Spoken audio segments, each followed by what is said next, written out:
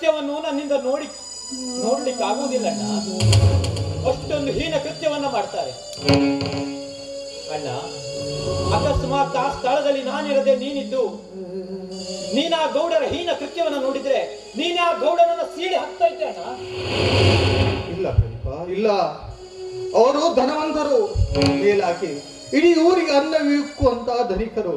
ಅಂತವ್ರ ಎದುರಾಗಿ ಹೋಗಿ ನಾವು ಬದುಕೋದಕ್ಕೆ ಸಾಧ್ಯವೇನೋ? ನೋಡು, ಮನೆಯಲ್ಲಿರುವಂತ ಕೂಲನ್ನು ತಿಂದು ಮನೇಲಿ ಬಿತ್ಕೊಂಡಿರೋಕ್ ಆಗೋದಿಲ್ವೇನೋ ನಿನಗೆ? ಬಿಸಿ ರಕ್ತ ಇದೆ ಅಂತ ಹೇಳಿ ಅಂತವ್ರ ಎದುರಾಗಿ ಹೋದ್ರೆ ಅವರಿಗೂ ನಿನಗೂ ಏನೋ ವ್ಯತ್ಯಾಸ?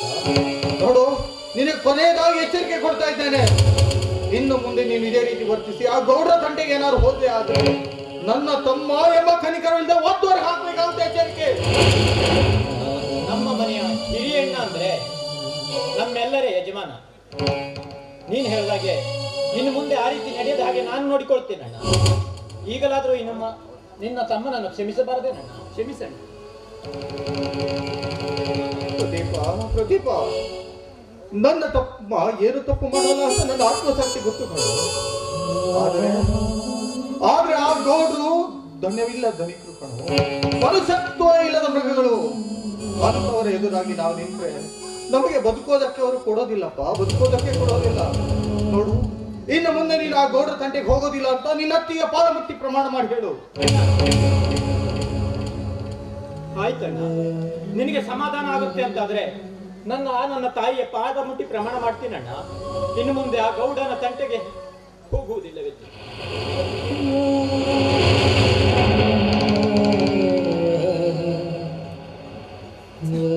ನಿನಗೆ ಎಷ್ಟು ಹೇಳಿದ್ರು ಬುದ್ಧಿ ಬರೋದಿಲ್ವ ಅಲ್ಲೇನೋ?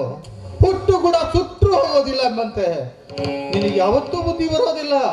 ಕತ್ತೆಗೆ ಲತ್ತೆ ಪೆಟ್ಟು ಬಿದ್ದಾಗದೇ ಬುದ್ಧಿ ಬರೋದಲ್ವೇನೋ? ಅಣ್ಣ, ಈಗ ನಾನು ಸಾಧಾರಣ ಕತ್ತೆ ಅಲ್ಲ ಅಣ್ಣ, ನಾನು ಕಲಿತ ಕತ್ತೆ. ನೀನು ಎಷ್ಟು ಪೆಟ್ಟು ಕೊಟ್ಟರು ಪ್ರಯೋಜನ ಇಲ್ಲ ಅಣ್ಣ, ಪ್ರಯೋಜನ ಇಲ್ಲ. ನೋಡು ಪಾರ್ವತಿ, ನೋಡು, ಈ ನಿನ್ನ ಚಿಕ್ಕ ಮಗನ ಬಾಯಿಂದ ಬರೋ ನುಡಿವತ್ತುಗಳನ್ನು ನನ್ನ ಮಗ ಅಂತ ಪ್ರೀತಿನ ಸಲಿಗೆ ಕೊಟ್ಟು ಬೆಳೆಸ್ತೀಯಲ್ಲ. ನೋಡು, ಇವನನ್ನ ನೋಡು, ಅವನೊಬ್ಬ ಕುಡುಕ, ಇವನೊಬ್ಬ ಕುಡುಕ, ಅವನೊಬ್ಬ ಕೆಡುಕ. ಇವರನ್ನ ನಂಬಿದ್ರ ನಮ್ಮ ಬಾಳು ಅದು ಗತಿನೇ. ಊರೆಲ್ಲ ಕುಡಿದು ತಿರುಗಿ ನಮ್ಮ ಮರ್ಯಾದೆ ಕಡಿತಾ ಇದ್ದಾನೆ. ಗೌಡ್ರ ಬಳಿ ಇವನ ವಿದ್ಯಾಭ್ಯಾಸಕ್ಕೆ ಮಾಡಿದ ಸಾಲವೇ ಬೆಟ್ಟದಷ್ಟಿರುವಾಗ ಮತ್ತಷ್ಟು ಸಾಲ ಮಾಡಿ ಗೌಡ್ರ ಬಳಿ ಕುಡಿದು ತಿರುಗ್ತಾ ಇದ್ದಾನೆ. ಇವರನ್ನ ನಂಬಿದಂತ ನಮ್ಮ ಬಾಳು ಅಷ್ಟೇಯ. ಪ್ರಶಾಂತ, ಇಷ್ಟು ದಿನ ನಿನ್ನನ್ನ ಕೇಳಿದ್ರೆ ಯಾಕೆ ಕುಡಿತಿದ್ಯಾ ಅಂತ ಕೇಳಿದ್ರೆ ಏನೋ ಒಂದು ಕಾರಣ ಹೇಳಿ ತಪ್ಪಿಕೊಳ್ತಾ ಇದೆಯಲ್ಲ. ಇವತ್ತು ಗೊತ್ತಾಗಲೇಬೇಕು ನೀನ್ ಯಾಕೆ ಕುಡಿತಾ ಇದೀಯಾ ಅಂತೇಳಿ. ಹೌದು ಹೌದು, ಸತ್ಯ ಹೇಳುವ ಸಮಯ ಬಂತು ಅಂತ ಅನಿಸ್ತಾರೆ. ಹೋಗ್ಲಿ ಬಿಡಿ, ಅದಕ್ಕೆ ಯಾಕೆ ಅಷ್ಟೊಂದು ಯೋಚನೆ ಮಾಡ್ತೀರಿ? ಸುಮ್ಮನೆ ಅವರಿಗೆ ಬೈದು ನಿಮ್ಮ ಮನಸ್ಸನ್ನು ಹಾಳು ಮಾಡ್ಕೊಳ್ತೀರಿ. ಹೇಗಿದ್ರು 3 ಅಣ್ಣ ತಮ್ಮಂದ್ರು ಸೇರ್ಕೊಂಡಿದ್ದೀರಿ. ಇದೇ ಸಂತೋಷದಲ್ಲಿ ಒಟ್ಟಿಗೆ ಸೇರಿ ಊಟ ಮಾಡೋರಂತೆ. ಬರ್ರಿ. ಹೌದಣ್ಣ, ಅತ್ತಿಗೆ ಹೇಳೋ ಮಾತು ನಿಜ ಇದೆ. ನಿಮ್ಮ ಅಣ್ಣ ಅತ್ತಿಗೆಯರ ಕೈ ತುತ್ತು ತಿನ್ನದೆ ಬಹಳ ದಿನಗಾಯ್ತು. ಬಾ ಪ್ರಶಾಂತ, ಊಟ ಮಾಡೋಣ. ಹೌದು, ನಿನ್ನ ಕೈ ತುತ್ತಿನದೆ ಅದೆಷ್ಟೋ ದಿನಗಳಾಯ್ತಣ್ಣ. ನಾವೆಲ್ಲರೂ ಇವತ್ತು ಜೊತೆಯಲ್ಲಿದ್ದೀವಿ. ನಾವೆಲ್ಲರೂ ಒಟ್ಟಿಗೆ ಊಟ ಮಾಡೋಣ. ಬಾರೋ. ನೋಡು, ನೀವಿಬ್ರು ನನ್ನ ಕಣ್ಣಿದ್ದಂತೆ ನನ್ನ ಬಾಳಿನ ಜೀವ. ನೀವು ಯಾಕ್ರೂ ನನ್ನ ಹೊಟ್ಟೆ ಹೊರಿಸ್ತೀರಾ? ಯಾರಿಗೆ ಗೊತ್ತು, ನಾಳೆ ನಿನ್ನ ಕೈ ತುತ್ತು ಊಟ ಮಾಡಕ್ಕೆ ನಾನು ಇರ್ತೀನೋ ಇಲ್ವೋ? ಪ್ರಶಾಂತ, ಇವತ್ತೇ ಊಟ ಮಾಡ್ಸೋಣ. ಯಾಕೋ ಆ ಥರ ಎಲ್ಲ ಮಾತಾಡ್ತಿದ್ಯಾ? ಬರೋ, ಜೊತೆಗೆ ಹಾಗೆ ಊಟ ಮಾಡೋಣ. ಬರೋ.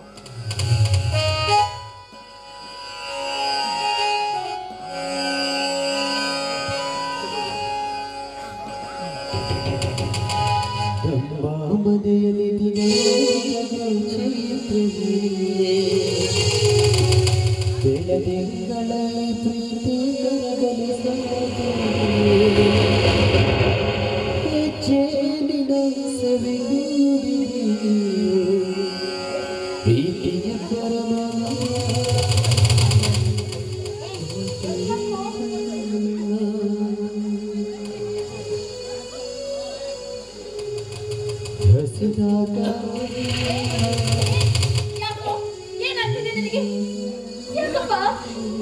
ಪ್ರದೀಪ ನೀರು ಅದೇ ತಪ್ಪಿದಿರು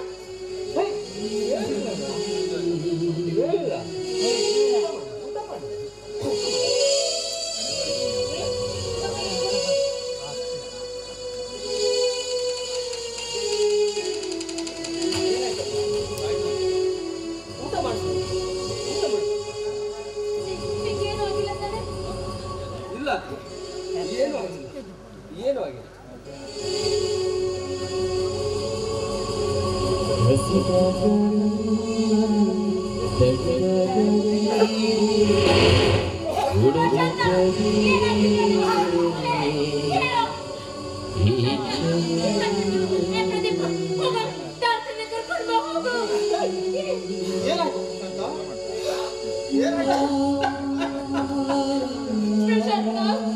ಏನಾಗ್ತದೆ ಅಪ್ಪ ನಿಮಗೆ? ಏನಪ್ಪ ಇದೆಲ್ಲ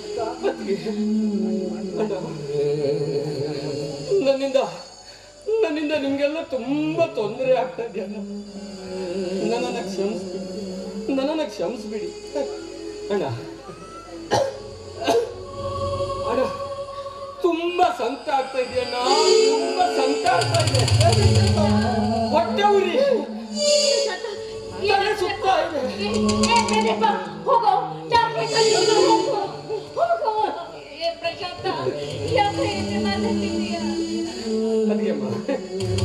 ಬೇಡ ಬೇಡ, ಯಾವ ಡಾಕ್ಟ್ರು ಯಾರು ಬಂದ್ರು ನನ್ನನ್ನ ಬದುಕೋ ಶಕ್ತಿ ಅವ್ರಿಗಿಲ್ಲ. ಅಣ್ಣ ಪ್ರಶಾಂತ, ನಿನಗೆ ಆದತ್ತಾದ್ರೂ ಏನು? ನಾನು ಹೆಚ್ಚು ಹೊತ್ತು ಬದುಕೋದಿಲ್ಲ. ಪ್ರಶಾಂತ, ಆದತ್ತಾದ್ರೂ ಏನೋ ಪ್ರಶಾಂತ? ಯಾಕೋ ಈ ರೀತಿ ಮಾತಾಡ್ತಿದ್ದೀಯಾ? ಏನಾಗಿದೆಯೋ? ಅಣ್ಣ ನೋಡಿ, ನೀವು ಕಣ್ಣಿಗೆ ನೋಡಿ ಅಣ್ಣ,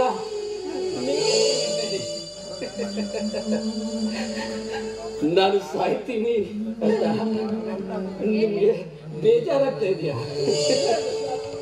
ಏನೋ ಮಾತಾಡ್ತಾ ಅಣ್ಣ ಅಲ್ಲಿ ನೋಡೋಣ, ನಮ್ಮ ಅಪ್ಪ ಅಮ್ಮ ದೂರದಲ್ಲಿ ನಿಂತು ಮಗನೇ ಬಾ ಬಾ ಅಂತ ಕೈ ಸೊನ್ನೆ ಮಾಡಿ ನನ್ನನ್ನು ಕರೀತಾ ಇದ್ದಾರೆ.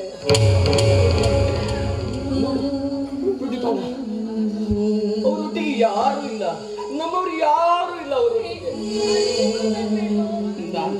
ನಾನು ಅಲ್ಲ, ಅವರಿದ್ದಲ್ಲಿ ನಾನು ಹೋಗ್ಬೇಕಣ್ಣ.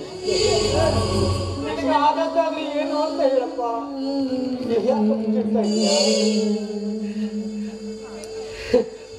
ಹೇಳ್ತೀನಿ, ಖಂಡಿತವಾಗಿ ಹೇಳ್ತೀನಿ.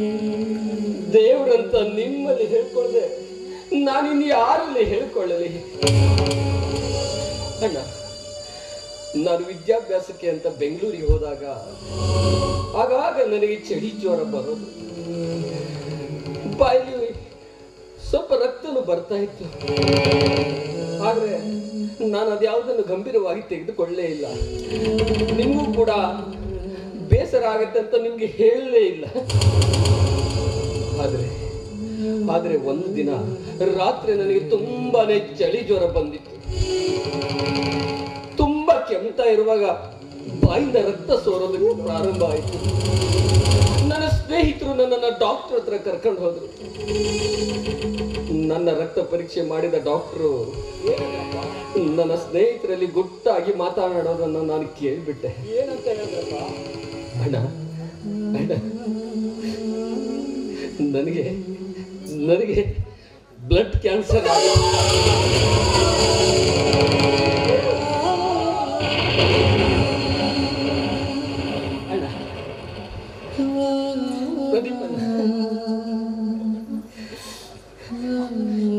ನಾನು ಫಸ್ಟ್ ಕ್ಲಾಸ್ನಲ್ಲಿ ಪಾಸ್ ಆದೆ. ಆ ಸಂತೋಷದ ವಿಚಾರವನ್ನು ನಿಮ್ಗೆಲ್ಲ ಹೇಳಿ ನಿಮ್ಮಿಂದ ಆಶೀರ್ವಾದ ಪಡೆಯೋಣ ಅಂತ ನಾನು ಸಂತೋಷದಿಂದ ಬರಬೇಕು ಅಂತ ಆಸೆ ಪಟ್ಟೆ. ಆದ್ರೆ ನನಗಾದ ಈ ಭಯಂಕರ ವ್ಯಾಧಿಯನ್ನು ನಿಮ್ಮಲ್ಲಿ ಹೇಗೆ ತೋಡ್ಕೊಳ್ಳಿ, ನಿಮ್ಮ ಹತ್ರ ಹೇಗೆ ಹೇಳಿಕೊಳ್ಳಿ ಅನ್ನುವಂಥ ಸಂಕಟ ನನಗೆ. ಹೇಗಾದ್ರೂ ನಿಮ್ಮಿಂದ ದೂರ ಇರಬೇಕು ಅಂತ ನಾನು ಕುಡಿಯೋದಕ್ಕೆ ಪ್ರಾರಂಭ ಮಾಡಿದೆ. ನೀವೆಲ್ಲರೂ ನನ್ನನ್ನು ಕುಡುಕ ಅಂತಲಾದ್ರೂ ದೂರ ಇಡ್ತೀರಾ ಅಂತ ಅನ್ಕೊಂಡ್ರೆ ಇಲ್ಲ, ನೀವು ನನ್ನನ್ನು ದೂರ ಮಾಡಲೇ ಇಲ್ಲ. ನೀವು ನನ್ನನ್ನು ದೂರ ಮಾಡಲೇ ಇಲ್ಲ ಅಣ್ಣ. ಅತ್ತಿಗೆ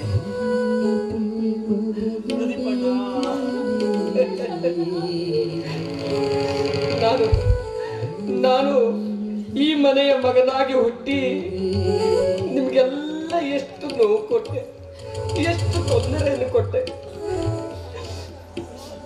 ನಾನು ನಿಮ್ಮಿಂದ ಪಡೆದ ಉಪಕಾರವನ್ನ ಈ ಜನ್ಮದಲ್ಲಿ ನನ್ನಿಂದ ತೀರಿಸೋಕಾಗಲ್ಲ.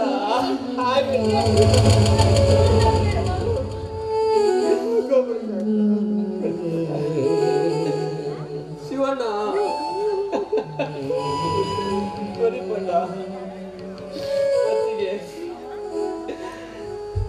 ಈ ಜನ್ಮದಲ್ಲಿ ನನ್ನಿಂದ ನಿಮ್ಮ ಋಣ ತೀರ್ಸಕ್ ಆಗ್ಲೇ ಇಲ್ಲ.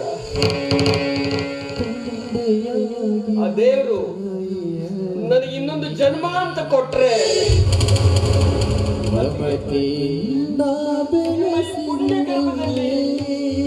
ಮಗನಾಗಿ ಹುಟ್ಟಿ ನಿಮ್ಮ ಋಣ ತೀರಿಸ್ತೇನೆ.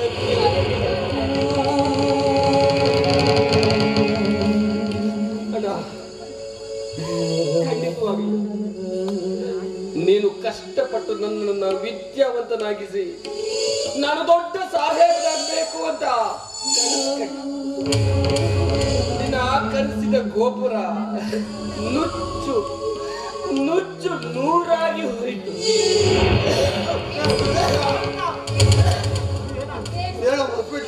ಬಾರು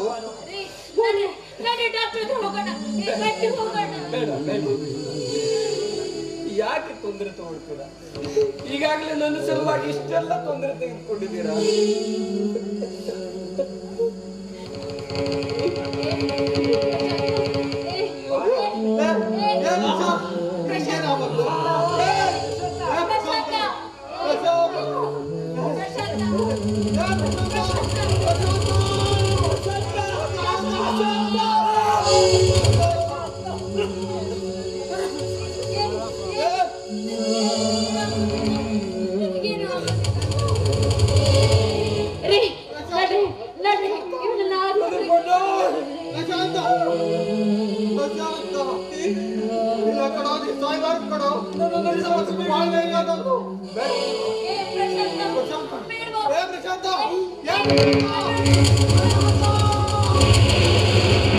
ಜೀವನ ಹುಡುಕುತ್ತ ಸಾವಿನ ಬಳಿ ಬಂದ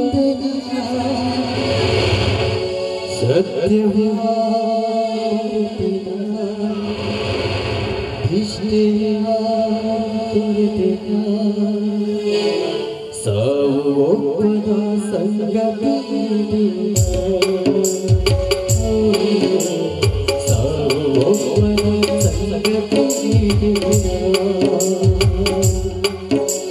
ಜೀವನ ಹುಡುಗುತ್ತ ಸಾವಿನ ಬಡಿ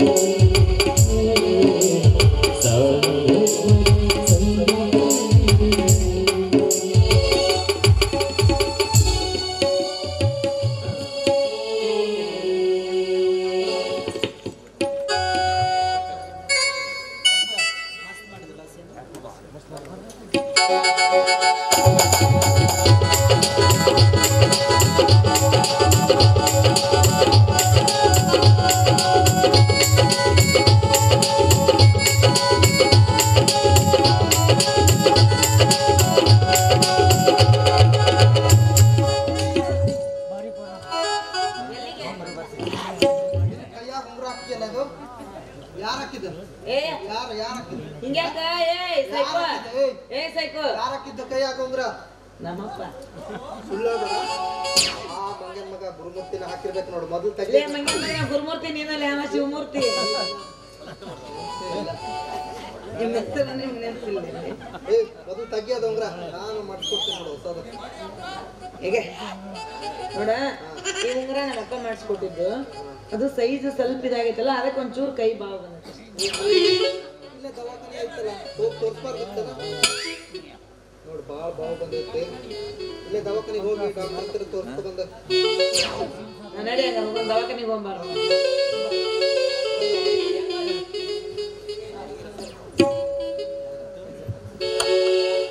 ಯಾರು ಇಲ್ಲ ಸತ್ತ ಮುತ್ತ ನೋಡೋಕೆ, ಹತ್ತಿರ ಬಾರಿ ಹುಡುಗಿ ಪ್ರೀತಿ ಮಾಡೋಕೆ. ಯಾರು ಇಲ್ಲ ಸುತ್ತ ಮುತ್ತ ನೋಡೋಕೆ, ಹತ್ತಿರ ಬಾರಿ ಹುಡುಗಿ ಪ್ರೀತಿ ಮಾಡೋಕೆ.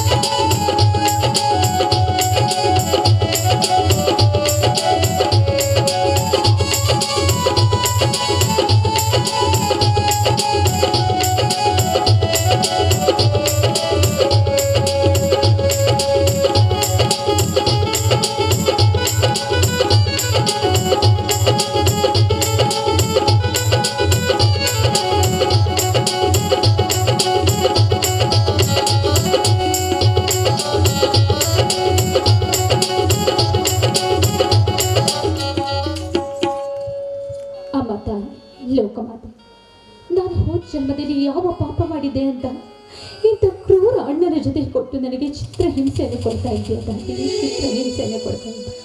ಈ 4 ಗೋಡೆಗಳ ಮಧ್ಯೆ ನನ್ನ ಕಷ್ಟಗಳನ್ನು ಯಾರ ಹತ್ರನೂ ನನಗೆ ಹೇಳ್ಕೊಳ್ಳಿಲ್ಲ ಆಗ್ತಾ ಇಲ್ಲ ತಾಯಿ. ಆದಷ್ಟು ಬೇಗ ಈ ಬಂಧನದಿಂದ ಪಾರು ಮಾಡು ತಾಯಿ, ಈ ಬಂಧನದಿಂದ ಪಾರು ಮಾಡು. ಇಂಥ ಸಮಯದಲ್ಲಿ ಈ ಜಾಗದಲ್ಲಿ ತಿರುಗಬಾರದು ತಾಯಿ.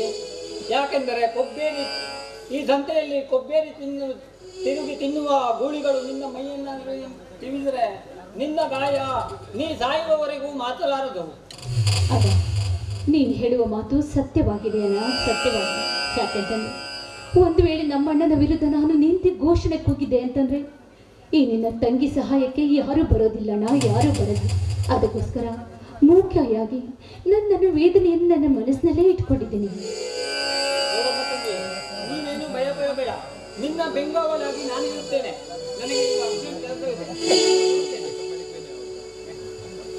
ದೇವಿ, ಒಂದೇ ಮನೆತನದಲ್ಲಿ ಹುಟ್ಟಿದ್ರು ಕೂಡ ಒಬ್ಬನಿಗೆ ಒಂದು ವ್ಯತ್ಯಾಸ, ಇನ್ನೊಬ್ಬನಿಗೆ ಇನ್ನೊಂದು. ಒಂದು ಸಿಹಿ ಆದ್ರೆ ಇನ್ನೊಂದು ಕಹಿಯಾಗಿ ನಿಂತಿದೆ.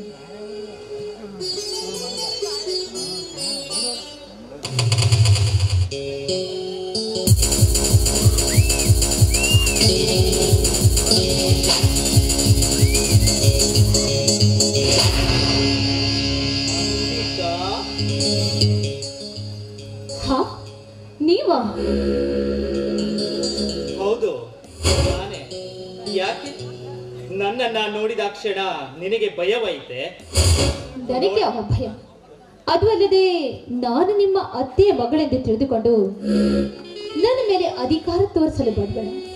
ಅದು ಅಲ್ಲದೆ ನಾನಿನ್ನ ಅತ್ತೆಯ ಮಗಳಾಗಿರಬಹುದು ನಿಜ, ನಿನ್ ಜೊತೆ ಮಾತಾಡ್ಲಿಕ್ಕೂ ಕೂಡ ನನಗಿಷ್ಟವಿಲ್ಲ.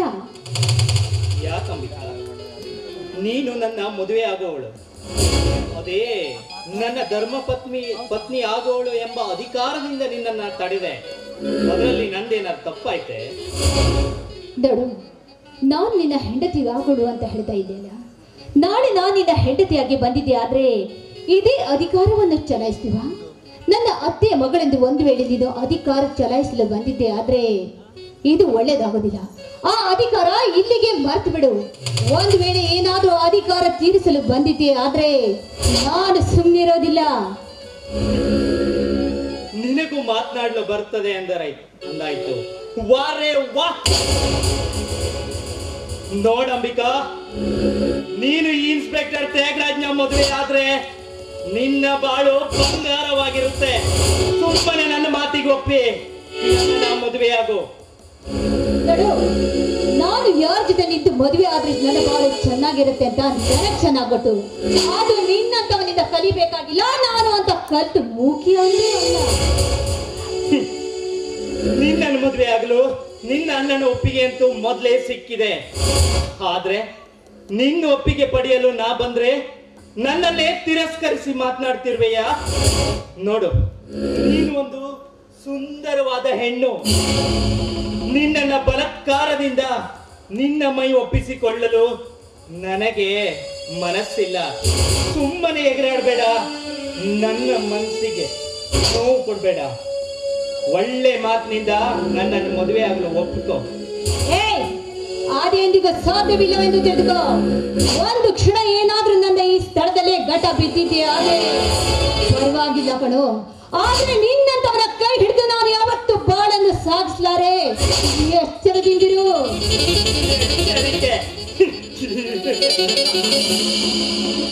ನನಗೆ ಎಚ್ಚರಿಕೆ ಕೊಡುವೆಯಾ? ನಿನ್ನ ಪಾಡಿಗೆ ನಿನ್ನನ್ನು ಬಿಟ್ಟು ಬಿಡಲು ನಾನೇನು ಮೂರ್ಖನಲ್ಲ. ನನ್ನ ಮಾತಿಗೆ ಒಪ್ಪಿಗೆ ಕೊಟ್ಟರೆ ಮಾತ್ರ ನಿನ್ನನ್ನ ಇಲ್ಲಿಂದ ಹೋಗಲು ಬಿಡುವೆ. ಏನು ನೀನು ಮಾತಮ್ಮ? ಅದು ನನ್ನ ಕೈಯಲ್ಲಿ ಆಗೋದಾದ್ರೆ ಖಂಡಿತವಾಗ್ಲೂ ನೆರವೇರಿಸಿ ಕೊಡ್ತೀನಿ. ಅದೇನಂತ ಹೇಳು. ಹೌದಾ? ಹೇಗಿದ್ರು ನಾಳೆಯೋ ನೀನು ನನ್ನನ್ನ ಮದುವೆ ಆಗೋವಳು. ಇವತ್ತು ಒಂದಿನ ನನಗೆ ಗೆಸ್ಟ್ ಹೌಸಿಗೆ ಬರ್ತೀಯಾ? ನೀನು ಪೊಲೀಸ್ ಹುದ್ದೆಯಲ್ಲಿದ್ದವನು, ಜನರನ್ನು ರಕ್ಷಿಸಬೇಕವನು ಭಕ್ಷಕನಾಗಿ ನಿಲ್ತಾ ಇದ್ದೀನಿ ಅಂತ ಹೇಳ್ತಾ ಇದೆಯಲ್ಲ. ಅಧಿಕಾರವಿದೆ ಎಂದು ಮನಸ್ಸನ್ನು ಹರಿಬಿಟ್ಟು ಮಾತನಾಡಿ ನಾಳೆ ನಿನ್ನ ಕೆಲಸಕ್ಕೆ ಚ್ಯುತಿ ತಂದುಕೊಳ್ಬೇಡ. ನೋಡು, ಒಂದು ಮಾತನ್ನು ಹೇಳ್ತೀನಿ, ಕಿವಿ ಕೊಟ್ಟು ಕೇಳ್ಕೊ. ಒಂದು ಹೆಣ್ಮಗಳಿಗೆ ತಂದೆ ತಾಯಿ ಸತ್ತು ಹೋದ್ಮೇಲೆ ಸೋದರ ಮಾವನಿರ್ಬೇಕಂತೆ. ಗೊತ್ತಾ? ಆ ತಂದೆ ತಾಯಿಯ ಸ್ಥಾನ ಅವನು ತುಂಬುತ್ತಾನೆ ಎಂಬ ಕಾರಣದಿಂದ ಅಂತ ವೇದ ಸಾರಿ ಸಾರಿ ಹೇಳುತ್ತೆ ಕಣೋ. ಸುಮ್ಮನೆ ಬಂದ ದಾರಿಗೆ ಸುಖವಿಲ್ಲ ಎಂದು ಇಲ್ಲಿಂದ ಹೊಟ್ಟು ಹೋದ್ರೆ ಸರಿ. ಎಲೆ ತತ್ವದ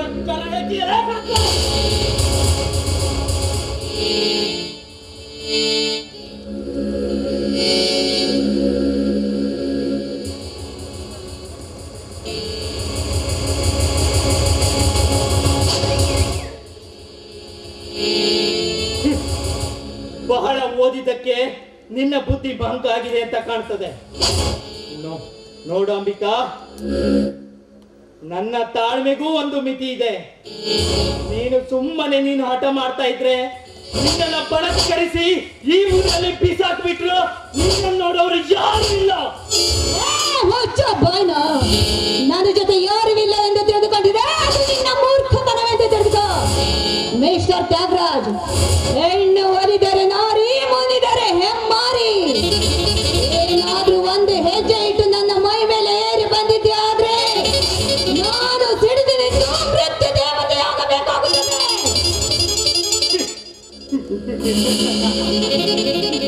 ಮೃತ್ಯು ದೇವತೆ ಆಗ್ಬೇಕಾದ್ರೆ ಈ ಮೃತ್ಯು ದೇವತೆ ಆಗ್ತೀಯ ನೋಡೆ.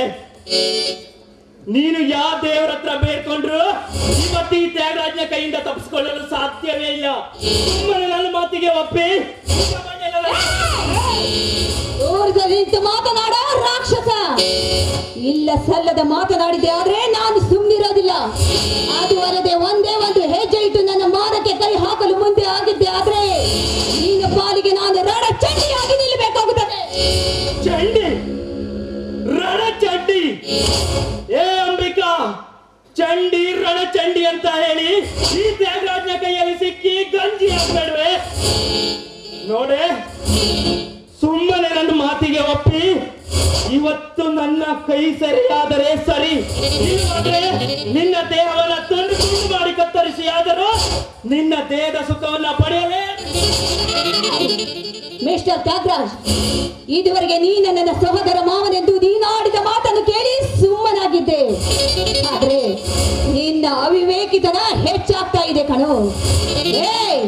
ಅಷ್ಟೊಂದು ಹಾರಾಡ್ತಾ ಇದೆಯಲ್ಲ, ನಾನು ಗಂಡಸು ಅಂತ ನೀನು ಗಂಡಸೆ ಆಗಿದ್ರೆ ನನ್ನನ್ನು ಮುಟ್ಟು ನೋಡೋಣ. ಈ ನನ್ನಂತ ವೀರ ಶೂರ ಗಂಡಸ್ನಿಗೆ ಸವಾಲಾಗ್ತೀಯೇನೆ? ನೋಡು, ಬಾಯಿ ಮಾತಿಗೆ ಒಪ್ಪದಿದ್ರೆ ಈ ನನ್ನ ಬೆಲ್ಟಿನ ರುಚಿ ತೋರಿಸಬೇಕಾಗ್ತದೆ. ಕಾಮದ ಪಿತ್ತ ನೆತ್ತಿಗೆ ಏರಿದ ಕೋಣವೇ, ಇಲ್ಲ ಸಲ್ಲದ ಮಾತನಾಡಿದೆ ಆದ್ರೆ ನಿನ್ನ ನಾಲಿಗೆ ಕತ್ತರಿಸಿ ಬಿಡಬೇಕಾಗುತ್ತದೆ. ನೀನೊಂದು ಯಕಶ್ಚಿ ಕೈಲು ನನ್ನ ನಾಲಿಗೆಯನ್ನ ಕಿತ್ತು ಬೀಸಾಕುವೆಯ.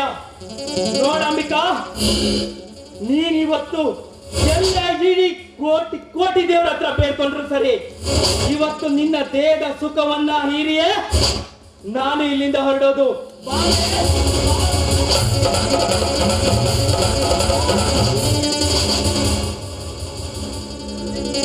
ಎಲ್ಲ ಇನ್ಸ್ಪೆಕ್ಟರ್, ಒಂದು ಹೆಣ್ಣಿನ ಮೇಲೆ ಹೋಗಿ ಶೌರ್ಯ ತೋರಿಸು ನೀನಂತ ಹೇಳಿಕೊಂಡು ನನ್ನ ದಾರಿ ಗಡ್ಡ ಬರಬೇಡುವ. ಸುಮ್ಮನೆ ಹೆಣ್ಣಿನ ಶೀಲಕ್ಕೆ ಹೊಂಚಿ ಹಾಕುವ ನೀನೆಂತ ಹೇಳಿಕೊಂಡಸೋ. ಇದು ಭಾರತಾಂಬೆಯ ನಾಡು, ಪುಣ್ಯದ ಬೀಡು. ಈ ನೆಲದಲ್ಲಿ ಹುಟ್ಟಿ ಹೆಣ್ಣಿನ ಶೀಲಕ್ಕೆ ಹೊಂಚಿ ಹಾಕುವ ನಿನ್ನಂತವರನ್ನು ಇಂಚಿಂಚಾಗಿ ಕತ್ತರಿಸಬೇಕು. ಅಂದಾಗಲೇ ಈ ಭಾರತ ಮಾತೆಗೆ ಶಕ್ತಿ ಬರೋದು. ನನ್ನಂತವನ ಎದುರು ವಾದಿಸಲು ಬಂದಿರುವ ನೀನು ಯಾವನ? ಭಾರತಾಂಬೆಯ ಮಗ, ನಿನ್ನಂತಹ ಪುಂಡ ಇನ್ಸ್ಪೆಕ್ಟರ್ ಪುಂಡಾಡಲು ಬಂದ ಸೊಕ್ಕು ಮುರಿಯಲು ಬಂದ ಗಂಡುಗಲಿ. ನಿನ್ನ ಮುಂದೋಡ್ಕೊಳ್ತೀನೋ? ಅಂಬಿಕಾ, ಇವತ್ತೇನೋ ಈ ತ್ಯಾಗರಾಜನ ಕೈಯಿಂದ ಈ ಪುಂಡಿಂದ ತಪ್ಪಿಸ್ಕೊಂಡೇ ಅಂತ ಮಾತ್ರ ತಿಳಿಬೇಡವೇ. ಇನ್ನೊಂದಿನ ನನ್ನ ಕೈಗೆ ಸಿಕ್ಕಿದರೆ ನಿನ್ನ ಇಂಚು ತುಂಡು ಮಾಡಿ ಕತ್ತರಿಸಿ ನಿನ್ನ ದೇಹದ ಸುಖವಂದ ಸವಿದಿದ್ರೆ ನನ್ನ ಹೆಸರು ತ್ಯಾಗರಾಜನೇ.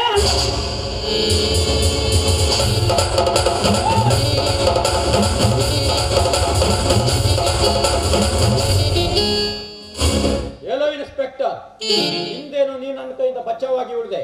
ಯಾವ ಜನ್ಮದ ಋಣನೋ ಏನೋ. ನೀನೇನೋ ಮಾಡ್ತೀಯೋ ನಾನು ನೋಡ್ತೀನಿ. ಒಂದು ನಿಮಿಷ ನಿಂತ್ಕೊಳ್ಳಿ ಪ್ಲೀಸ್. ಅಲ್ಲ, ಸರಿಯಾದ ಸಮಯಕ್ಕೆ ಬಂದು ನನ್ನ ಮಾನ ಪ್ರಾಣ ಕಾಪಾಡಿದ ದೇವರು ನೀವು. ಅಂದ ಹಾಗೆ ತಾವು ಯಾರು ಅಂತ ಕೇಳಬಹುದು?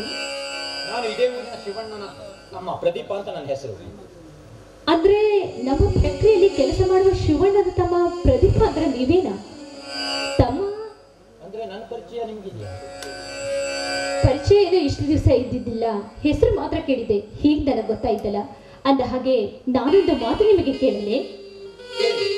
ಅವಶ್ಯವಾಗಿ ಕೇಳಿ. ನೋಡಿ, ಹೆಣ್ಣಿಗೆ ಶೀಲವೇ ಶೃಂಗಾರ. ಹೀಗಿರುವಾಗ ನನ್ನ ಮಾನ ಪ್ರಾಣ ಕಾಪಾಡಿದ ದೇವರು ನೀವು. ಹೀಗಿರ್ಬೇಕಾದ್ರೆ ನನ್ನ ಕೈ ಹಿಡಿದು ನಿಮ್ಮ ಬಾಳ ಸಂಗಾತಿಯನ್ನಾಗಿ ಮಾಡಿ ನನ್ನನ್ನು ಮದುವೆ ಮಾಡಿಕೊಳ್ಳುವಿರಾ? ಅಂಬಿಕಾದೇವಿಯವರೇ, ನಿಮ್ಮ ಮಾತನ್ನು ಕೇಳದೆ ನನಗೆ ನಗು ಬರ್ತಾ ಇದೆ. ನಮ್ಮಂಥ ಬಡವರನ್ನು ಕಂಡು ಅಪಹಾಸ್ಯ ಮಾಡುತ್ತಿರುವಿರೋ ಹೇಗೆ? ನೀವು ಶ್ರೀಮಂತ ಗೌಡರ ತಂಗಿ, ನಾವು ಬಡ ಭಿಕಾರಿಗಳು. ನಮಗೆ ನಿಮಗೆ ಎಲ್ಲಿಯ ಸಾಮ್ಯತೆ ಬಿಡಿ. ನೋಡಿ, ದಯವಿಟ್ಟು ಹಾಗನ್ನ ಬಿಡಿ. ನನ್ನ ಹೆತ್ತ ತಂದೆಯ ಮೇಲೆ ಆಣೆ ಮಾಡಿ ಹೇಳ್ತಾ ಇದ್ದೀನಿ, ಈ ಮಾತು ಸತ್ಯ. ನನ್ನನ್ನು ನಂಬಿ ಮದುವೆ ಮಾಡಿಕೊಡಿ. ಇಲ್ಲ ಅಂಬಿಕಾದೇವಿಯವರೇ, ನೀವು ಆಕಾಶದಷ್ಟು ಎತ್ತರದಲ್ಲಿರುವವರು, ವಿದ್ಯೆಯಿಂದ ಅಂತಸ್ತಿಯಿಂದ ಮೇಲಿರುವವರು. ಅಂಥದ್ರಲ್ಲಿ ನಮ್ಮಿಬ್ಬರ ಮದುವೆ ಸಾಧ್ಯವಿಲ್ಲ ಬಿಡಿ. ಛೆ, ಒಂದು ನಿಮಿಷ ನಿಂತ್ಕೊಳ್ಳಿ ಪ್ಲೀಸ್. ಪ್ರೀತಿಗೆ ಅದೆಲ್ಲ ತೃಣ ಸಮಾನ. ಅದು ಅಲ್ಲದೆ ನಾನು ಈಗಾಗಲೇ ನಿಮ್ಮನ್ನು ಮೆಚ್ಚಿಕೊಂಡಿದ್ದೀನಿ. ಮದುವೆ ಅನ್ನೋದಾಗೋದಾದ್ರೆ ನಾನು ನಿಮ್ಮ ಜೊತೆನೆ. ದಯವಿಟ್ಟು ನನ್ನ ಪ್ರೀತಿಯನ್ನು ತಿರಸ್ಕರಿಸಬೇಡಿ. ನೀವು ನನ್ನನ್ನು ಇಷ್ಟೊಂದು ಇಷ್ಟಪಟ್ಟಿದ್ದೀರಾ ಅಂದಮೇಲೆ ನೀವೇ ನಮ್ಮ ಬಾಳಿನ ರಾಜಕುಮಾರಿ. ಪ್ರೇಮವೇ ಪ್ರೇಮವೇ ಪ್ರೀತಿಯ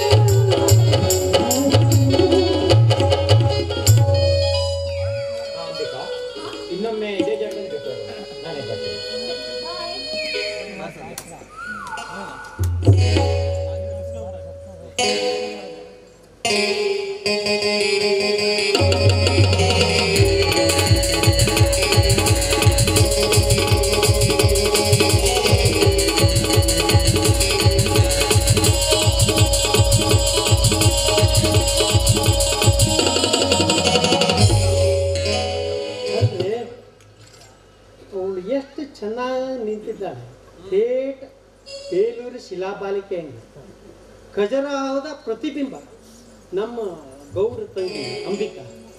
ಅಲ್ರಿ ನಮ್ಮ ಹುಡುಗಿಗೆ ಬುದ್ಧಿ ಇಲ್ಲ, ಆದ್ರೆ ಶಿವ್ಯ ಅಂತಮ್ಮ ಅವನಿಗಾರು ಒಂಚೂರು ಬೇಡ. ನಮ್ಮ ಗೌಡ್ರ ಆಸ್ತಿ ಏನು, ಅಂತಸ್ತೇನು, ಇವರ ಡಿಗ್ನಾಟಿ ಏನು, ಇವರ ಬೆಲೆ ಏನು ಅಲ್ಲ, ಗ್ರೇಡ್ ಗ್ರೇಡ್. ಇವು ಅಲ್ಲ, ಇವನೇನು ದೊಡ್ಡ ಜ್ಞಾನವಂತ ತಿಳ್ಕೊಂಡಿದ್ದಾನೆ. ಹೇಳೋರು ಕೇಳೋರು ಯಾರು ಇಲ್ಲ ಅಂತ ಕಾಣುತ್ತೆ. ಅವ್ರ ಗೌಡ್ರ ಹತ್ರ ಹೇಳಿ ಚೆನ್ನಾಗಿ ತದಿಸ್ಬೇಕು. ಅಲ್ಲ, ಈಗಿತ್ತಾಗ ನಮ್ಮ ಕಾವೇರಿಯು ಒಂದು ತರ ಮುಲ್ಕಾಡಕತ್ತಾಳ. ನಾನು ನೋಡ್ತಾ ಇದ್ದೀನಿ. ಮೊನ್ನೆ ಯಾವುದೋ ಫಂಕ್ಷನ್ಗೆ ಹೋಗಿ ಬಂದಾಗ ನನಗೆ ಮೈಕೈ ನೋವು ಅಂತೇಳಿ ಒಂದು ಚೂರು ಚೊಗರ ಹಾಕೊಂಡು ಮಲ್ಕೊಂಡೇನೆ. ಇವಳು ನೋಡಿದ್ರೆ ರಾತ್ರಿ ರೂಮ್ನಾಗ ಲಕ ಲಕ ಲಕ ಲಕ ಏನು ಅಂತ ನೋಡಿದ್ರೆ ಇವಳು ತನ್ನಷ್ಟಕ್ಕೆ ತಾನೇ ಹಾಡ್ತಾ ಬಿದ್ದಾಳೆ. ಏನು ಅದು? ಜೋಕೆ ಆಡುವಳ್ಳಿಯ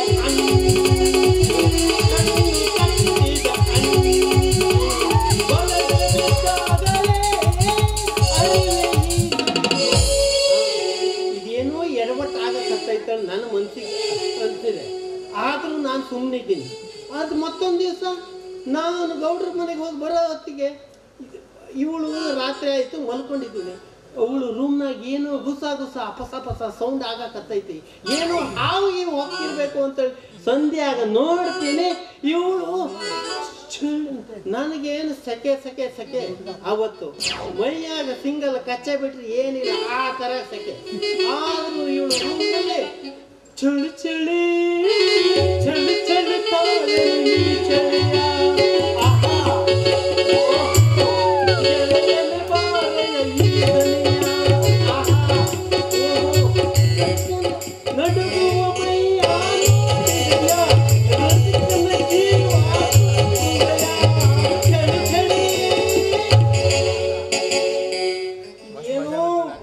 ಮರ್ಯಾದೆಗೆ ಬರುತ್ತೆ. ಯಾಕಂತಂದ್ರೆ ಕಣ್ಣು ಅರಿಯದಿದ್ದರು ಕರೆಕ್ಟ್ ಅರಿಯದೆ. ಇದೇನು ನಾನಾದ್ರೆ ಇವಳಿಗೆ 10 ರೂಪಾಯಿ ನಯಾ ಪೈಸಾ ಕೊಡೋದಿಲ್ಲ. ಆದ್ರೆ ಇವಳ ಕೈಯಾಗ ಮೊಬೈಲ್ ಏನು, ಕಾಲಿಗೆ ಹೈ ಎಂಡ್ ಚಾಪಲ್ ಏನು, ಕಣ್ಣಿಗೆ ಕರೆ ಚಸ್ಮ ಏನು, ಇನ್ನು ಬ್ಯಾಗ್. ಆದ್ರೂ ನನಗೆ ಒಂದ್ ದಿವಸ ಸಿಟ್ಟು ಬಂದು ಕೇಳೇ ಬಿಟ್ಟೆ. ಏನವ ತಂಗಿ, ಬಾಳ ಚೈನಿ ಜೋರಾಗತ್ತೈತಲ್ಲ ನಿಂದು. ಅವಳು ಅಂತಾಳೆ, ಏನಿಲ್ಲ ನೀನು ಸಂತೆಗಿಂತ ರೊಕ್ಕ ಕೊಡ್ತೀಯಲ್ಲ, ಆಗ ಈಗ ಅಷ್ಟು ಇಷ್ಟು ಅಲ್ಲಿ ಇಲ್ಲಿ ಹೇಳಿ ಅದನ್ನು ಉಳಿಸ್ಕೊಂಡು ಒಂದು ಲಾಟ್ರಿ ಟಿಕೆಟ್ ಸಂತೆಯಾಗಿ ತಗೊಂಡಿದ್ದೀನಿ. ಅದ್ರಾಗ 2 ಲಕ್ಷ ರೂಪಾಯಿ ಹತ್ತೈತಿ. ಅದ್ರಾಗ ಇದನ್ನೆಲ್ಲ ಪರ್ಚೇಸ್ ಮಾಡೀನಿ ಅಂತ ನನ್ನ ಹತ್ರನೇ ಕಾಗೆ ಹಾಕ್ತಾಳೆ. ಆಗ್ಲಿ ಹಾರಾಡ್ಲಿ ಎಷ್ಟು ದಿನ ಹಾರಾಡ್ತಾಳೆ ನಾನು ನೋಡೇ ಬಿಡ್ತೀನಿ. ಬರೋ ಕಾರ್ತಿಕದಾಗ ಒಂದು ಒಳ್ಳೆ ವರ ಹುಡುಕಿ ಇವಳಿಗೆ ತಾಳಿ ಬಿಕ್ಕಿಸ್ತೀನಿ. ಆಮೇಲೆ ಸಂಜೆ ಮುಂದೆ ಸಣ್ಣ ಜಂಜಕ್ಕೂ ಮಾಡಿಸ್ತೀನಿ. ನೀವೆಲ್ಲ ಬನ್ನಿ.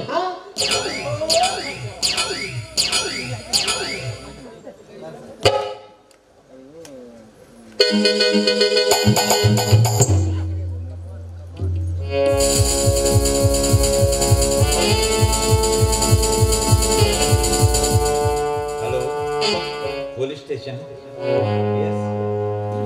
ನಾನು ರುದ್ರಗೌಡ ಮಾತಾಡ್ತಾ ಇರೋದು. ತ್ಯಾಗರಾಜ್, ಸ್ವಲ್ಪ ಅರ್ಜೆಂಟಾಗಿ ಬನ್ನಿ. ನಿಮಗೆ ಫೋನ್ ಮಾಡ್ತಾ ಇರೋದು, ಸ್ವಲ್ಪ ಅರ್ಜೆಂಟಾಗಿ.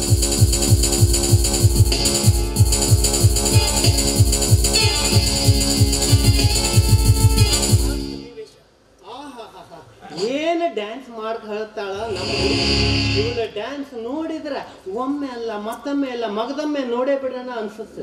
ಒಂದ್ಸರಿ ಕಣ್ಣು ಇಟ್ರ ಕಣ್ಣು ತೆಗಿಯಕ್ಕೆ ಪುಸ್ತತಿಲ್ಲ, ಆ ತರ ಡ್ಯಾನ್ಸ್ ಮಾಡ್ತಾಳೆ. ಇದು ಡ್ಯಾನ್ಸ್ ಆಯ್ತಲ್ಲ, ಮುಂದಿನ ಸೀನು ನೋಡ್ಕೊಂಡೇ ಹೋಗೋಣ ಅಂತ ಕೂತ್ರೆ ನನಗೆ ಬೇರೆ ಕೆಲಸ ಐತೆ ಅಂತೇಳಿ ನಾನು ಬಂದೇನೆ. ಏನು ಸನ್ನಿವೇಶ! ಸನ್ನಿವೇಶ ಅದ್ಯಾವ ಸನ್ನಿವೇಶ? ಒಳ್ಳೆ ಯುವಕರಾಗಿ ನೃತ್ಯ ಮಾಡುತ್ತಿದ್ದೀರಲ್ಲ, ಅದ್ಯಾವ ಸನ್ನಿವೇಶ ಶೆಟ್ರೆ? ಸ್ವಲ್ಪ ಬಿಡಿಸಿ ಹೇಳಿ. ಛೇ ಗೌಡ್ರೆ, ಅದನ್ನೆಲ್ಲ ನಿಮ್ಗೆ ಹೇಳುವಂತ ಸನ್ನಿವೇಶ ಅಲ್ಲ. ಅದು ನಮ್ಮ ಹತ್ರ ಇದ್ರೆ ಬಹಳ ಒಳ್ಳೇದು. ನಿಮ್ಮ ಹತ್ರ ಇದ್ರೆ ಏನು ಬಂತು, ನಮಗೂ ಸ್ವಲ್ಪ ಬಿಡಿಸಿ ಹೇಳಿ ಶೆಟ್ರೆ. ನಿಮ್ಗೆ ಹೇಳುವಂಥದ್ದಲ್ಲ ಶೆಟ್ರೆ. ಆ ಮಾತನ್ನು ಹೇಳಿದ್ರೆ ಅದನ್ನ ನೀವು ತಿಳ್ಕೊಂಡ್ರೆ ನಿಮಗೆ ಅದನ್ನ ವಿಷಯವನ್ನು ಅರಗಿಸಿಕೊಳ್ಳೋ ಸಾಮರ್ಥ್ಯ ಇಲ್ಲ. ಅಂದ್ರೆ ಇವರೇನು ತಿಳ್ಕೊಂಡಿದ್ದಾರೆ? ಇವರ ಘನತೆ ಏನು, ಗೌರವ ಏನು, ಏನಿಲ್ಲ. ಬೆಂಕಿ ಜೊತೆ ಸರ್ಸಾಡಕತ್ತಿದ್ದಾರೆ. ಅಲ್ಲ, ಅನ್ನ ಹಾಕಿದ ಮನೆಗೆ ಕಣ್ಣ ಹಾಕಕತ್ತಾರೆ. ಯಾರ ಮನೆಯ ವಿಚಾರ ಮಾತನಾಡುತ್ತಿದ್ದೀರಿ ಶೆಟ್ರೆ? ಕಂಡ ಮನೆಯವರ ಸುದ್ದಿ ಹೇಳೋದಕ್ಕೆ ನನಗೇನು ತಲೆ ಕೆಟ್ಟಿಲ್ಲ ಗೌಡ್ರೆ. ತಲೆ ಕೆಟ್ಟೋದು ನಿಮ್ಮದಲ್ಲ, ನನ್ನದು. ಈಗ ಬಿಡಿಸಿ ಹೇಳಿ. ಅದೇ ಅಂಬಿಕಾ ಮೇಡಮ್ ಅವರು. ಅಂಬಿಕಾ ನಮ್ಮ ಮನೆಯ ವಿಚಾರ. ಅಂಬಿಕಾ ಏನು ಮಾಡಿದಳು? ಅಂಬಿಕಾ ನಿಮ್ಮ ಫ್ಯಾಕ್ಟರಿಯಲ್ಲಿ ಕೂಲಿ ಮಾಡುತ್ತಿರುವ ಶಿವಣ್ಣನ ತಮ್ಮನ ಜೊತೆ ಲವ್ವಿಡವೇ ಶಿವರು ಹಚ್ಕೊಂಡಿದ್ದಾಳೆ ನಮ್ಮ ಅಂಬಿಕಾ ಮೇಡಮ್ ಅವರು. ಶೆಟ್ರೆ, ಆ ಗರ್ಭ ಶ್ರೀಮಂತನ ತಂಗಿ ಯಕ್ಕಚಿತ ಭಿಕ್ಷುಕನ ಸಂಘ ಮಾಡಿದ್ದಾಳೆ. ಈ ವಿಷಯ ಸುಳ್ಳಾದರೆ ಇಲ್ಲಿಯೇ ಮುಗಿಸಿ ಬಿಡುತ್ತೇನೆ. ಹೇಳೋದಕ್ಕೆ ನಾನೇನು ಸಾಧಿಸಬೇಕಾಗಿದೆ ಗೌಡ್ರೆ? ಇದೇ ಮುಂದುವರೆದ್ರೆ ಒಂದಲ್ಲ ಒಂದು ದಿವಸ ನಿಮ್ಮ ಮರ್ಯಾದೆಗೆ ಮೂರ್ಖ ಸಾಗೋದ್ರಲ್ಲಿ ಸಂದೇಹನೇ ಇಲ್ಲ. ಪ್ರದೀಪ, ನನ್ನ ಮೇಲೆ ಹಠ ಸಾಧಿಸೋದಕ್ಕೋಸ್ಕರ ನನ್ನ ತಂಗಿಯ ಸಂಗಡಕ್ಕೆಲ್ಲ ಆಟ ಆಡಲು ಶುರು ಮಾಡಿದ್ಯಾ? ಶಿವು ತಮ್ಮನಿಗೆ ಒದ್ದು ಬುದ್ಧಿ ಹೇಳುತ್ತೇನೆಂದು ನನ್ನ ಕಣ್ಣಿಗೆ ಮಣ್ಣೆರಚಲು ಶುರು ಮಾಡಿದ್ದ. ಅಂಬಿಕಾ ಎಲ್ಲಿ ಹಾಳಾಗಿ ಹೋದಳೋ ಇವಳು? ಎಷ್ಟು ದಿವಸದಿಂದ ಇವಳ ಕಪಟ ನಾಟಕ ಆಡುತ್ತಿದ್ದಾಳೆ.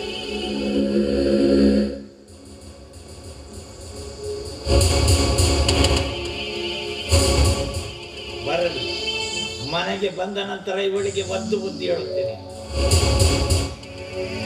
ಎಲ್ಲಿಯೋ ಅಡಗಿ ಕುಳಿತಿದ್ದಾಳೆ. ಇವಳ ಪ್ರೇಮದ ಸರಸ ಸಲ್ಲಾಪ ಅಲ್ಲಿ ನಡೆಯುತ್ತಿದೆ. ಬರಲಿ. ಎಲ್ಲಿಗೆ ಹಾಳಾಗಿ ಹೋಗಿ? ಎಲ್ಲಿಗೆ ಹಾಳಾಗಿ? ಹೊಡೆ ಅಣ್ಣ, ಹೊಡೆ. ನನಗೆ ತೃಪ್ತಿ ಆಗುವಷ್ಟು ನನ್ನನ್ನು ಹೊಡೆದ ಸಾಯಿಸಲ್ಲ. ಆದ್ರೆ ನಿನ್ನಂತ ಕ್ರೂರಿ ವ್ಯಕ್ತಿಯ ಜೊತೆ ಬಾಡಿ ಬದುಕೋದ್ಕಿಂತ ಆ ಮಾನವೀಯ ದೃಷ್ಟಿಯಂತಿರುವ ಸಂಘ ಪಡೆದ್ರೆ ತಪ್ಪೇನಣ್ಣ, ತಪ್ಪೇನು? ನೀನು ಬಡವರ ಮನೆಯಲ್ಲಿ ಹುಟ್ಟಿದ ಹೆಣ್ಣಲ್ಲ, ಆ ಗರ್ಭ ಶ್ರೀಮಂತರ ಮನೆಯಲ್ಲಿ ಹುಟ್ಟಿದ ಹೆಣ್ಣು. ನನ್ನ ಹಿಂದೆ ಬಂದ ಹುಣ್ಣು. ಯಾರ ಜೊತೆಯಲ್ಲಿ ಮಾತನಾಡುತ್ತಿರುವೆ ಎನ್ನುವ ಕಲ್ಪನೆ ನಿನಗೆ? ಅಡ, ನನಗೆ ಯಾರ ಜೊತೆ ಯಾವ ರೀತಿ ಮಾತನಾಡ್ಬೇಕಂತ ಈ ನಿನ್ನ ತಂಗಿಗೆ ಚೆನ್ನಾಗಿ ಗೊತ್ತಲ್ಲ. ಅದು ಬೇರೆಯವರಿಂದ ಕಲಿಬೇಕಾದ ಪಾಠ ನನಗೆ ಬಂದಿಲ್ಲ. ನೀನು ನನಗೆ ಹೇಳಬೇಕಾದದ್ದೇನು ಇಲ್ಲ. ಅಣ್ಣನಾಗಿ ನಿನಗೆ ಒಂದು ಮಾತನ್ನು ಹೇಳುತ್ತೇನೆ. ನೀನು ಶ್ರೀಮಂತರ ಸಂಗಡ, ತಕ್ಕವರ ಸಂಗಡ ಸವಾಸ ಮಾಡಬೇಕೆ, ಭಿಕ್ಷುಕರ ಸಂಗಡ ಸವಾಸ ಮಾಡಿದರೆ ಬೇಕಾದಿತ್ತು. ತಿರುಪೆ ಎತ್ತಿ ತಿನ್ನೋದ್ರಲ್ಲಿ ಎಷ್ಟೋ ನೆಮ್ಮದಿ ಇದೆ ಅಣ್ಣ, ಎಷ್ಟೋ ನೆಮ್ಮದಿ ಇದೆ. ಯಾಕೆಂತಂದ್ರೆ ನಿನ್ನ ಅಂತಸ್ತಿಗೆ ತಕ್ಕ ವರವನ್ನು ನೋಡಿ ನಾನೇನಾದ್ರೂ ಮದುವೆ ಮಾಡಿಕೊಂಡಿದ್ದೆ ಆದ್ರೆ ನಾಳೆ ನಾನು ಘೋರ ಪಾಪಕ್ಕೆ ಗುರಿಯಾಗಬೇಕಾಗುತ್ತದೆ. ನೋಡೋಣ, ಇಷ್ಟು ಆಸ್ತಿ ಅಂತಸ್ತು ನಿನ್ನ ಹತ್ರ ಇದೆ ನಿಜ. ಎಷ್ಟೋ ಬಡವರ ಕತ್ತನ್ನು ಕೊಯ್ದುಕೊಂಡು ನಿನ್ನ ಆಸ್ತಿ ಅಂತಸ್ತಿನ ಕೋಟೆಯನ್ನು ಕಟ್ಕೊಂಡು ನೀನು ಬೆರೀತಾ ಇದೀಯ. ಆದ್ರೆ ಒಂದು ಮಾತಣ್ಣ, ಇವತ್ತಲ್ಲ ನಾಳೆ ಏನಾದ್ರೂ ಆ ಬಡವರ ರೊಚ್ಚಿಗೆದ್ದು ನಿಂತಿದ್ದೆ ಆದ್ರೆ ಈ ನಿನ್ನ ಶ್ರೀಮಂತಿಕೆ ಆಗಲಿ ಯಾವ ಹಣ ಆಗ್ಲಿ ಅಷ್ಟೇ ಅಲ್ಲ, ನಿನ್ನ ಎಂಜಲ ತಿಂದುಕೊಂಡು ಬಿದ್ದಾರಲ್ಲ ನಿನ್ನ ಹಿಂದೆ ಇದ್ದ ಎಂಜಲದ ನಾಯಿಗಳು, ಅವರು ಕೂಡ ನಿನ್ನ ಸಹಾಯಕ್ಕೆ ಯಾವತ್ತೂ ಬರೋದಿಲ್ಲ. ಅದು ಮಾತನ್ನ ನೀನ್ ನೆನಪಿನಲ್ಲಿ ಇಟ್ಕೋ. ಶ್ರೀಮಂತರ ಮನೆಯಲ್ಲಿ ಹುಟ್ಟಿದ ಹೆಣ್ಣಾಗಿ ನೀನು ದರ್ಪ ಸೊಕ್ಕು ತೋರಬೇಕೇ ವಿನಃ ದಯೆ ಕರುಣೆ ಇರುವ ಹೆಣ್ಣಾಗಬಾರದು. ನಾನು ಹೇಳಿದ ಹಾಗೆ ಇದ್ದರೆ ಸರಿ, ಇಲ್ಲದಿದ್ದರೆ ನಿನ್ನನ್ನು ಎಲ್ಲಿಗೆ ಬೆಳೆಸಬೇಕು ಅಲ್ಲಿಗೆ ಬೆಳೆಸಲು ನಾನು ಪ್ರಾರಂಭಿಸುತ್ತೇನೆ. ನೀನು ಚೆನ್ನಾಗಿ ಬದುಕುವುದನ್ನು ಕಲಿ. ನೋಡೋಣ, ನೀನಾಡುವ ಮಾತನ್ನು ಕೇಳಿ ಆ ಬಡ ಬಾಯಿಗೆ ಚಿತ್ರ ಹಿಂಸೆ ಕೊಡ್ತಾ ಇದ್ದಿಲ್ಲ, ಇದು ನ್ಯಾಯವೇ? ಎಂದು ಕಲಿಯುಗ ಪ್ರಾರಂಭವಾಯಿತು ಅಂದೇ ದಯೆ ಕರುಣೆ ಅಂತಃಕರುಣೆ ಮಾನ್ಯವಾಗಿ ಕೊಲೆ ಸುಲಿಗೆ ರಕ್ತಪಾತ ಹೆಣ್ಣುಗಳ ಶೀಲಹರಣ ಪ್ರಾರಂಭವಾಯಿತು. ಅಣ್ಣ, ಕ್ಷಣಿಕ ಸುಖಕ್ಕೋಸ್ಕರ ಆ ವಿಶ್ವಾಮಿತ್ರ ರಾವಣ ಕೀಚಕನಂತರು ಎಷ್ಟೋ ಒಂದು ಹೆಣ್ಣನ್ನು ಆಸೆ ಪಟ್ಟು ಮುಂದೆ ಹೋಗಿ ಮಣ್ಣು ಮುಕ್ಕಿ ಹೋಗಿದ್ದಾರೆ. ಅದರಂತೆ ನೀನೇನಾದ್ರೂ ಒಂದು ಹೆಣ್ಣಿನ ಮುಂದೆ ಹೋಗಿದ್ದೆ ಆದ್ರೆ ಅದೇ ಗತಿ ನಿನಗೂ ತಪ್ಪಿದ್ದಲ್ಲ. ಸ್ವಲ್ಪ ವಿಚಾರ ಮಾಡಿಕೊಂಡು ಮುಂದೆ ಹೆಜ್ಜೆ ಇಡೋದನ್ನು ಕಲ್ತುಕೋ. ವಿಚಾರ ಮಾಡಬೇಕಾದದ್ದು ನನಗೆ ಬೇಕಾಗಿಲ್ಲ. ನಾನು ಹೇಗೆ ಬದುಕಬೇಕು ಹಾಗೆ ಬದುಕುತ್ತೇನೆ. ಹಾಗೆ ಬದುಕುವ ಛಲಗಾರ ಛಲಗಾರ ನೀನು ಇದೇ ಮನೆಯಲ್ಲಿ ಹುಟ್ಟಿ ಬೆಳೆದವನು ಅಂದ್ಮೇಲೆ ನಿನಗೆ ಇಷ್ಟೊಂದು ಛಲವಿದೆ. ಆದ್ರೆ ನಾನು ಕೂಡ ಹಾಗೆ ಅಣ್ಣ, ಇದೇ ಮನೆಯ ಮಗಳು, ನನಗೆಷ್ಟೊಂದು ಛಲವಿರಬೇಡ. ಈ ಮನೆಯ ರಕ್ತವನ್ನು ಅಂದ್ರೆ ನಿನಗೆ ಮರ್ತಿರಬಹುದಲ್ವೇ? ನನ್ನ ಚಿಕ್ಕಪ್ಪನ ಮಗ ಆ ನನ್ನ ಅಣ್ಣನನ್ನು ಹೊಡೆದು ಬಡಿದು ನನ್ನ ಮನೆಯಿಂದ ಹೊರಗೆ ಹಾಕಿ ಅವನಿಗೆ ಚಿತ್ರ ಹಿಂಸೆ ಕೊಟ್ಟು ಜೈಲು ವಾಸ ಮಾಡಿದ್ರುವಲ್ಲ. ಅಷ್ಟೇ ಅಲ್ಲ, ಅವನ ಪ್ರೀತಿಯ ಸಹೋದರಿಗಾಗಿ ಚಿತ್ರ ಹಿಂಸೆ ಕೊಟ್ಟು ಅವನ ಪಾಪ ಬೀದಿಯಲ್ಲಿ ಅಲೆದಾಡ್ತಾ ಇದ್ದಾನೆ. ಆ ಒಂದು ಹೆಣ್ಣಿನ ಶಾಪ ಇವತ್ತಲ್ಲ ನಾಳೆ ನಿನಗೆ ತಟ್ಟದೆ ಬಿಡಲಾರ್ದು ಅಣ್ಣ, ಇವತ್ತಲ್ಲ ನಾಳೆ ತಟ್ಟದೆ ಬಿಡಲಾರ್ದು. ನಾನು ನೆಟ್ಟ ಮರ ಫಲ ಕಚ್ಚಿ ನನಗೆ ತಿನ್ನಲು ಸಿಗದಿದ್ದರೂ ಅದನ್ನು ಬೇರೆಯವರಿಗೆ ತಿನ್ನಲು ನಾನು ಕೊಟ್ಟವನಲ್ಲ. ಏನು ಎಲ್ಲ ರುದ್ರೇಗೌಡ, ಬೇರೆಯವರ ಹೆಣ್ಣಿನ ಶಾಪ ಅಂತ ಹೇಳ್ತಾ ಇದೆಯಲ್ಲ? ಒಂದು ಹೆಣ್ಣು ಮನಸ್ಸಿಗೆ ಬಂದಂತೆ ಮೋಗಿಸಿಕೊಂಡು ನಿನ್ನ ಇಷ್ಟದ ಕಾಮ ತೃಷೆಯನ್ನು ತೀರಿಸಿಕೊಳ್ತಾ ಇದೆಯಲ್ಲ? ಅಷ್ಟೇ ಅಲ್ಲ, ನಿಮ್ಮ ಕಾಮದ ಆಸೆ ತೀರಿಸಿಕೊಂಡು ಕೊನೆಗೂ ಅವರ ಕತ್ತಲು ಹಿಸುಕಿ ನಮ್ಮ ಹಿತ್ತದ ಭಾವದಲ್ಲಿ ಬೀಸಾಕಿದ ಉದಾಹರಣೆ ನನ್ನ ಹತ್ರ ಸಾಕಷ್ಟುಗಳಿವೆ. ಇವತ್ತು ಒಂದು ಮಾತನ್ನು ಹೇಳ್ತೀನಿ, ಕೇಳ್ಕೊ. ನೋಡೋಣ, ಅವರಂತೆ ನಾನು ಕೂಡ ಒಂದು ಹೆಣ್ಣು ಕಣೋ. ಅವರಲ್ಲಿರುವ ಒಂದೊಂದು ಅಂಗಾಂಗಗಳು ನನ್ನ ಕಣ್ಣುವೆ. ಹಾಗಾದ್ರೆ ಈ ಕ್ಷಣದಿಂದ ನಾನು ನಿನ್ನ ತಂಗಿ ಅನ್ನೋದನ್ನು ಮರೆತು ನನ್ನಲ್ಲಿ ನಿನ್ನ ಕಾಮ ವಿಷಯವನ್ನು ತೀರಿಸಿಕೋ. ಯಾಕೋ ತಲೆ ತಗ್ಗಿಸಿಕೊಂಡು ಹಾಗೇ ಸುಮ್ಮನೆ ನಿಂತು ಬಿಟ್ಟಿಯಲ್ಲ? ಯಾಕೆ ನಿನಗೆ ಭಯ ಆಗ್ತಾ ಇದೆಯಾ? ನೀನು ಗಂಡನ ಹಾಗೆ ನಿಂತು ಬಿಟ್ಟಿಯಲ್ಲ? ಯಾಕನ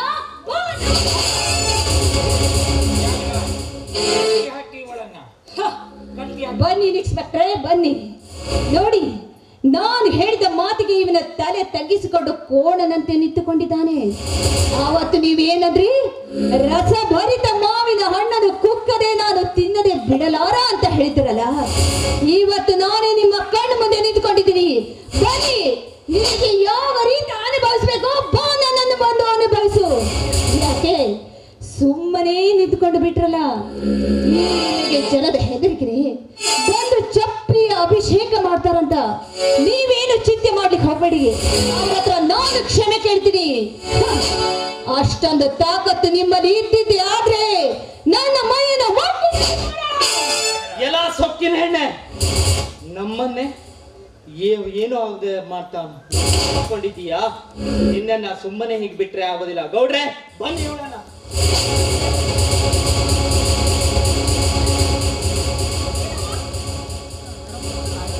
ಹೇಗೆ ಒದ್ದಾಡುತ್ತಿದ್ದಾಳೆ ನೋಡಿ.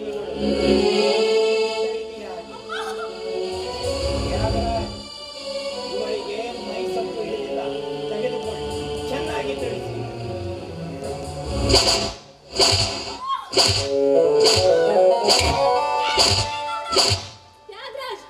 ಒಂದು ಹೆಣ್ಣನ್ನು ಈ ರೀತಿ ಕಟ್ಟಿ ಹಾಕಿ ಚಿತ್ರ ಹಿಂಸೆ ಕೊಡ್ತಾ ಇದ್ದೀರಲ್ಲ, ನೀವಿಬ್ರು ಗಂಡಸರೇನೋ? ತ್ಯಾಗರಾಜ್, ಇವಳಿಗೆ ಚೆನ್ನಾಗಿ ಮೈಕೊಬ್ಬಿದೆ. ಇವರಿಗೆ ಇನ್ನು ಮೈಕೊಬ್ಬು ಇಳಿಯುವವರೆಗೆ ತಿಳಿಸಿ.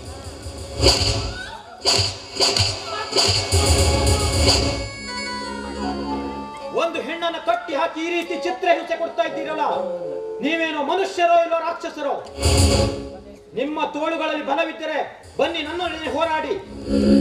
ನಿಮ್ಮ ಶೌರ್ಯ ಏನು ಅಂತ ನನ್ನ ಹತ್ರ ತೋರಿಸೋ. ಯಾರು ನೀನು? ಇಲ್ಲಿ ಬಂದವನು ನಿನ್ನ ಪಾಲಿನ ಯಮ. ಏ ಇನ್ಸ್ಪೆಕ್ಟರ್, ಸರ್ಕಾರ ಹಾಕಿದ ಕೂಳು ಸಾಕಾಗದೆ ಇಂಥ ಮನೆ ಮೂರ್ಖ ಗೌಡನ ಸಂಘ ಮಾಡಿ ಇವನ ಎಂಜಲು ತಿಂದು ಬದುಕುತ್ತಿದ್ದೀಯಲ್ಲ, ನಾಚಿಕೆ ಆಗಬೇಕು ನಿನಗೆ.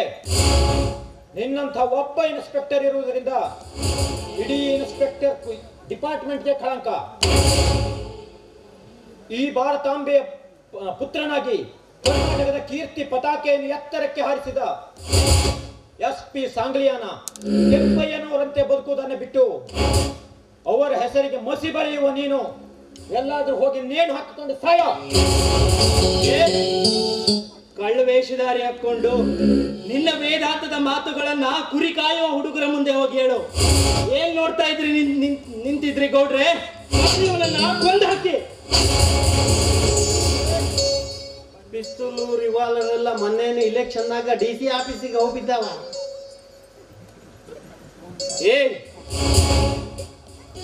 ಸುಮ್ಮನೆ ಇಲ್ಲಿಂದ ಹೊರಟು ಹೋಗು, ಇಲ್ಲವಾದರೆ ಅರೆ ಕ್ಷಣದಲ್ಲಿ ನಿನ್ನ ಪ್ರಾಣ ಹಾರಿ ಹೋಗ್ತವೆ.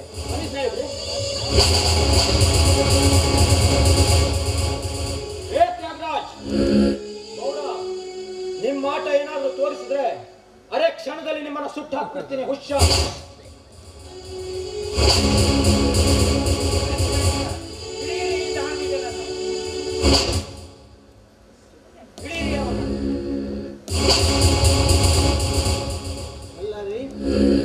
ಚೆನ್ನಾಗಿ ಹುಡುಗಿನ ಎತ್ಕೊಂಡು ಹೋಗ್ಬಿಟ್ಟ. ನಾವು ಇದೀವಿ ಕಣ್ಣು ಬೆಳ್ಳಗೆ. ಇವನು ಸಾಮಾನ್ಯ ಮನುಷ್ಯನಲ್ಲ, ಇವನ ಗುಂಪು ದೊಡ್ಡದಾಗಿದೆ. ಯಾರ್ಯಾರಿದ್ದಾರಂತ ಬನ್ನಿ ನೋಡೋಣ.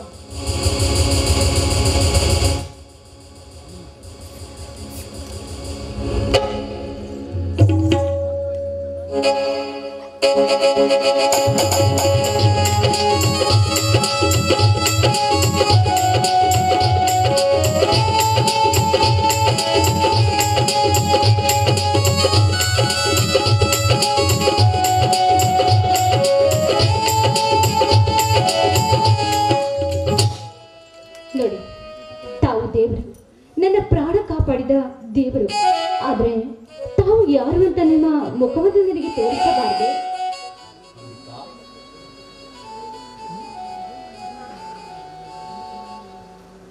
ಅರೆ ಪ್ರದೀಪ್. ಅಂಬಿಕಾ, ನಾನೇ ಒಬ್ಬ ಮಹಾನುಭಾವನಿಂದ ಇಂದು ಇವತ್ತು ನಿನ್ನ ಇಲ್ಲಿಗೆ ಬಿಡಿಸಿಕೊಂಡು ಬರಲು ಸಾಧ್ಯವಾಯಿತು. ಮಹಾನ್ ಭಾವನ? ಅವ್ರು ಯಾರು ಅಂತ ಹೇಳಬಾರ್ದೆ? ಅವ್ರು ಯಾರು ಅಂತ ಕೇಳ್ತಾ ಇದೀಯಾ? ಅದು ಅಲ್ಲಿ ನೋಡು, ಅಲ್ಲಿ ಬರ್ತಾ ಇದ್ದಾರೆ. ಅವರೇ ಆ ಮಹಾನುಭಾವರು. ಇವರ ಅಣ್ಣ ಹೇಗಿದೆ ಅಣ್ಣ? ಅದು ಅಲ್ಲದೆ ಅಣ್ಣ ಅಂದ್ರೆ? ಹೌದು, ಇವರು ಬೇರೆ ಯಾರು ಅಲ್ಲ, ನನ್ನ ಚಿಕ್ಕಪ್ಪನ ಮಗ, ಅಂದ್ರೆ ನನ್ನ ಅಣ್ಣ. ನಿಮ್ಮ ದಯೆಯಿಂದ ನಾವಿಬ್ರು ಒಂದಾದ್ವಿ.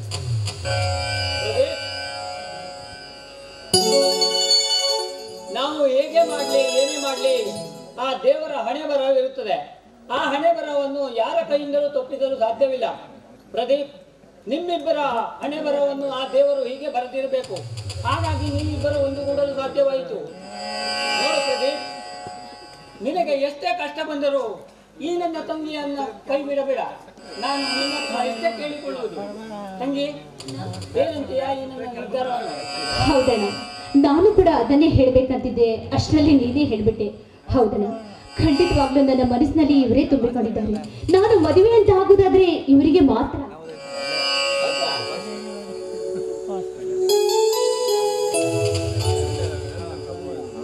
ಬನ್ನಿ, ಹಾಗೆ ಇವತ್ತು 3 ಜನ ಸುತ್ತಾಡ್ಕೊಂಡು ಹಾಗೆ ಮಾತಾಡ್ತಾ ಹೋಗೋಣ. ನನ್ನ ಒಪ್ಪಿಗೆ ಇದ್ರು ನನ್ನ ಅಣ್ಣ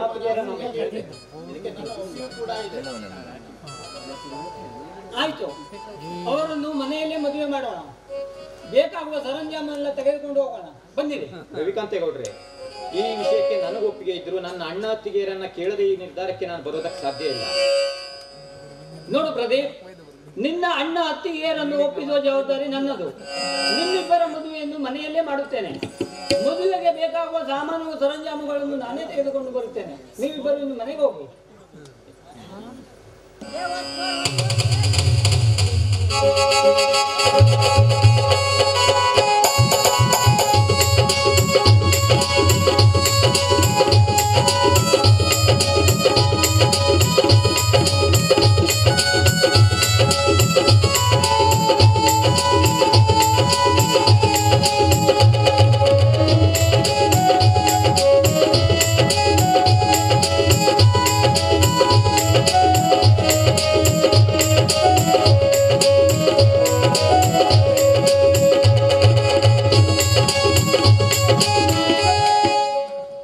ಆಡಿಸಿ ನೋಡು, ಬೀಳಿಸಿ ನೋಡು.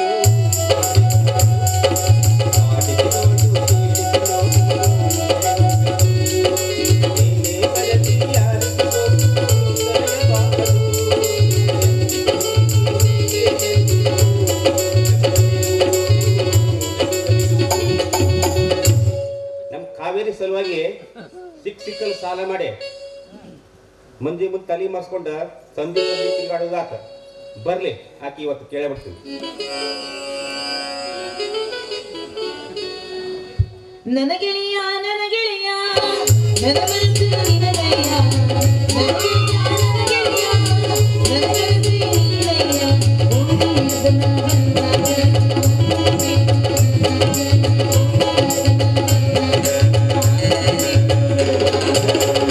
ಮನಸ್ಸು ನಿನ್ನ ಮ್ಯಾಗ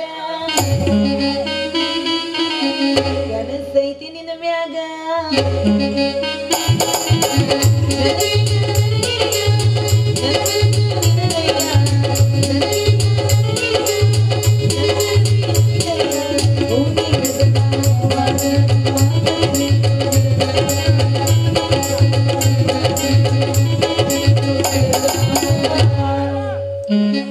ಬಾಳ ಮನಸ್ಸೈತಿ ಬಿಡು.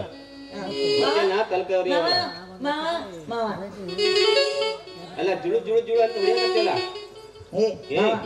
ನೋಡ ನಾನಂತೂ ನಿನಗ ಒಂದ್ ಮಾತಾಡ್ತೇನೆ ನೋಡ ಮೆತ್ತಗ್ ಮೆತ್ತಗ್ ಮಾತಾಡಿ ನನ್ ತಲೆ ಬೋಳ್ಸಿ ಸುಣ್ಣ ಹಚ್ಚಿ ಮತ್ತೆ ಯಾರು ತಲೆ ಬೋಳ್ಸ್ಬೇಕಂತ ಹೊಂಟಿದ್ವಿ?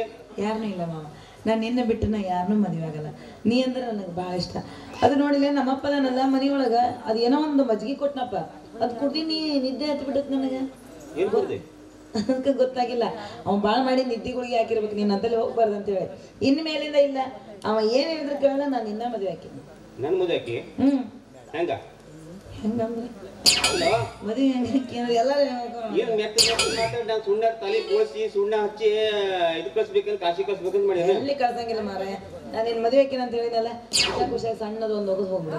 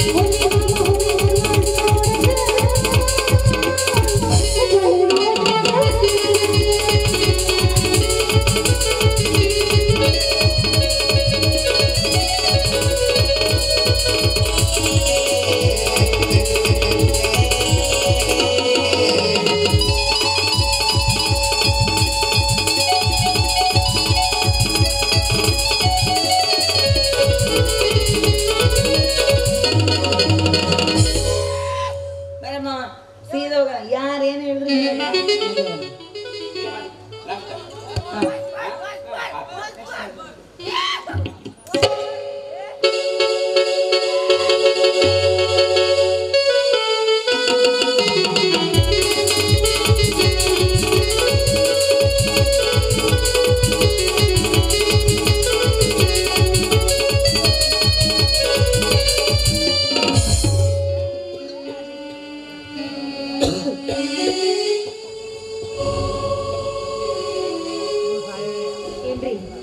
ದಿನವಿಡೀ ಈ ರೀತಿ ಪ್ರಶಾಂತರ ಸಲುವಾಗಿ ಈ ರೀತಿ ಕೊರಗಿ ನಿಮ್ಮ ಆರೋಗ್ಯದ ಗತಿ ಏನಾಗುತ್ತೆ ಅಂತ ಯೋಚನೆ ಮಾಡ್ತೀರೇನ್ರಿ? ಇಲ್ಲ ಪಾರ್ವತಿ, ನನ್ನ ತಮ್ಮ ಹೋಗುವವರೆಗೂ ನಾನು ಇದೇ ರೀತಿ ರೇ, ಎಲ್ಲರೂ ಒಂದು ದಿನ ಹೋಗೋರಿ. ಇವತ್ತು ಅವನು ಹೋಗಿದ್ದಾನೆ, ನಾಳೆ ನಾವು ಹೋಗ್ತೀವಿ. ಸಮಾಧಾನ ಮಾಡ್ಕೊಳ್ಳಿ. ಪಾರ್ವತಿ, ನನ್ನ ತಮ್ಮ ತನಗಿರುವ ಕಾಯಿಲೆಯನ್ನು ಮುಚ್ಚಿಟ್ಟು ನರಳಿ ಪ್ರಾಣ ಬಿಟ್ಟ.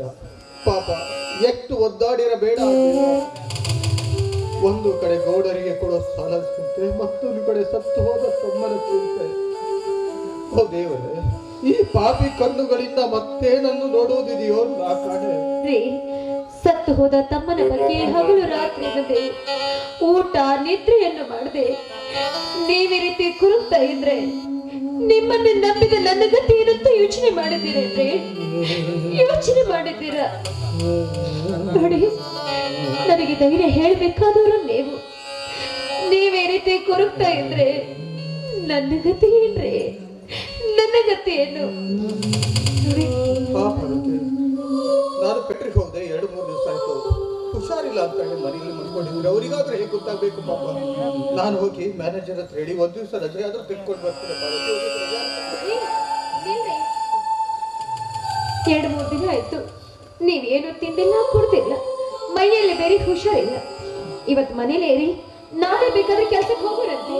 ಇಲ್ಲ ಪಾರ್ವತಿ, ಎಷ್ಟು ದಿವಸ ಅಂತ ಮನೇಲೆ ಕೂತಿರ್ಲಿ. ಇವತ್ತು ಹೋಗಿ ಬರ್ತೀನಿ ಪಾರ್ವತಿ, ಫ್ಯಾಕ್ಟ್ರಿಗೆ ಹೋಗಿ ಬರ್ತೀನಿ.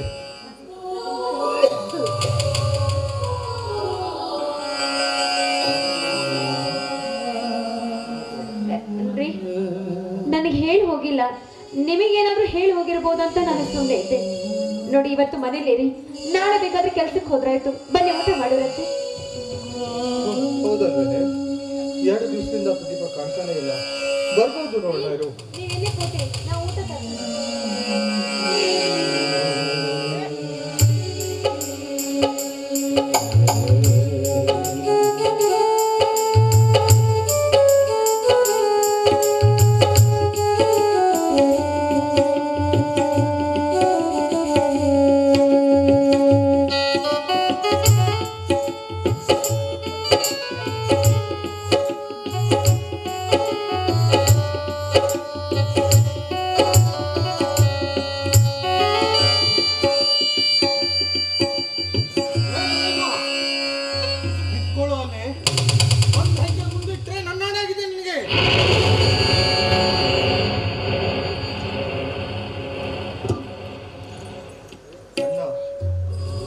ಯಾವನೋ ನಿನ್ನಣ್ಣ? ನಿನ್ನ ಪಾಲಿನ ಅಣ್ಣ ಸತ್ತು ಸುಡುಗಾಡು ಸೇರಿದ. ನೀನ್ ಯಾವ ಘನ ಕಾರ್ಯ ಮಾಡಿದಿರು ಅಂತೂ ಈ ಹೆಚ್ಚು ಕಾಲತ್ತು ನನ್ನ ಬಂದು ನಿಂತ್ಕೊಂಡಿದ್ದೀಯ. ನಾನು ಹೇಳೋ ಮಾತನ್ನು ಸ್ವಲ್ಪ ಕೇಳಣ್ಣ. ನಿನ್ನ ಮಾತು ಕೇಳುವ ತಾಳ್ಮೆ ನನ್ನಲ್ಲಿ ಉಳಿದಿಲ್ಲಪ್ಪ. ಇದು ಮಾನವಂತರ ಮನೆತನ. ನನ್ನ ತಮ್ಮಂದಿರು ರೀತಿವಂತರು ನೀತಿವಂತರು ಅಂತೆಲ್ಲ ಎಲ್ಲ ಊರಲ್ಲೆಲ್ಲ ಹೇಳ್ಕೊಂಡು ಜಮದಿಂದ ತಿರುಗಾಡ್ತಿದ್ದು. ನಾನು ನಮ್ಮ ಮನೆಯಲ್ಲಿರುವ ಯಾರಿಗೂ ಹೇಳದೆ ಒಂದು ಹೆಣ್ಣಿಗೆ ತಾಳಿ ಕಟ್ಟಿ ತಂದು ನನ್ನ ತಮ್ಮ ಸತ್ತು ಹೋಗೋದಕ್ಕಿಂತ ನೀನೇ ಸತ್ತು ಹೋಗಿದ್ರೆ ಅದಷ್ಟು ಮೇಲಾಗ್ತಿತ್ತು. ಒಂದು ಕ್ಷಣ ಈ ಮನೆಯಲ್ಲಿ ಬೇಡ, ಹೊರಟೋಗಲಿಲ್ಲ. ನಾನು ಆ ಸಮಯದಲ್ಲಿ ಅಲ್ಲಿ ಹೋಗದೇ ಇದ್ರೆ ಈ ಹೆಣ್ಣಿನ ಬಾಳು ಮಣ್ಣಾಗಿ ಹೋಗ್ತಾ ಇತ್ತಣ್ಣ. ಈ ಹೆಣ್ಣಿನ ಬಾಳು ಮಣ್ಣಾಗಬಾರ್ದು ಅಂತ ಹೇಳಿ ಅವಳ ಕೊಟ್ಟಿಗೆ ತಾಳಿ ಕಟ್ಟಿ ಕರ್ಕೊಂಡು ಬಂದೇನೋ. ಅವಳು ಯಾರು ಗೊತ್ತೇನೋ? ರುದ್ರೇ ಗೌಡನ ತಂಗಿ. ಆ ಗೌಡರ ಮನೆತನವಾದ್ರು ಎಂಥದ್ದು ವಿಷ ತುಂಬಿದ ಸರ್ಪ ಕಡವರು, ವಿಷ ತುಂಬಿದ ಸರ್ಪ. ಅವರು ಸವಾಸಕ್ಕೆ ಹೋದ್ರೆ ನಮಗೆ ಉಳಿಗಾಲ ಉಂಟೇನೋ? ನೋಡು, ನೀನು ಮಾಡಿದ ಕರ್ಮ ನೀನೇ ಅನುಭವಿಸು. ಹೊರಟೋಗಿಲ್ಲ.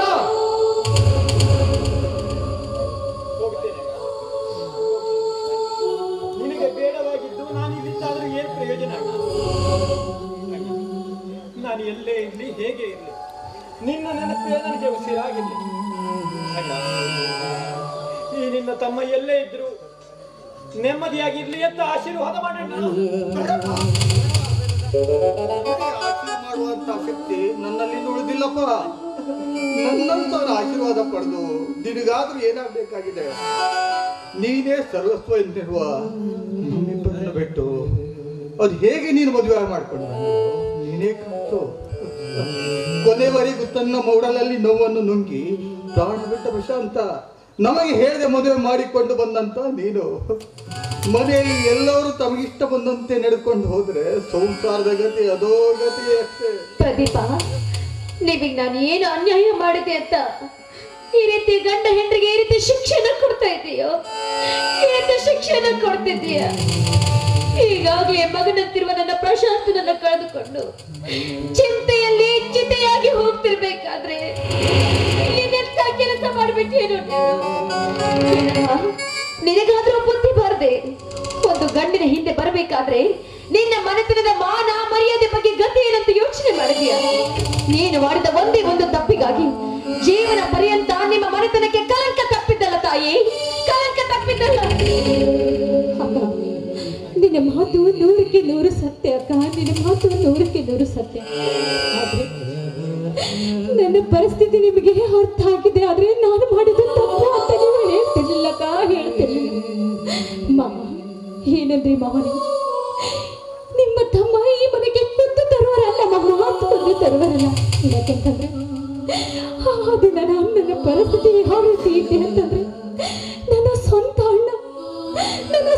ಅಣ್ಣ ಹಾಗೂ ನನ್ನ ಸಹೋದರ ಮಾವನ ಕೈಯಿಂದಲೇ ನನ್ನ ಶೀಲ ಹಾಳಾಗಿ ಹೋಗ್ತಿತ್ತು ಮಾಮ, ಹಾಳಾಗಿ ಹೋಗ್ತಿತ್ತು. ಅದೇ ಸಮಯದಲ್ಲಿ ಇದೇ ನಿನ್ನ ತಮ್ಮ ಬಂದು ನನ್ನ ಮಾನ ಪ್ರಾಣ ಕಾಪಾಡಿದ್ರು. ಅಂತ ದೇವ ಮಾನವರನ್ನು ನಾನು ಮದುವೆ ಆಗಿ ಬಂದಿದ್ದೆ ತಪ್ಪ? ಇಲ್ಲ ಮಾಮ, ಇಲ್ಲ. ನೋಡಿ, ಈ ಮನೆಯ ಸೊಸೆಯಾಗಲು ಯೋಗ್ಯತೆ ನನಗಿಲ್ಲ ಅಂತ ನಿಮಗೆ ಅನಿಸುತ್ತೆ. ಆದ್ರೆ ನನಗೇನೋ ಬೇಸರ ಇಲ್ಲ ಮಾಮ.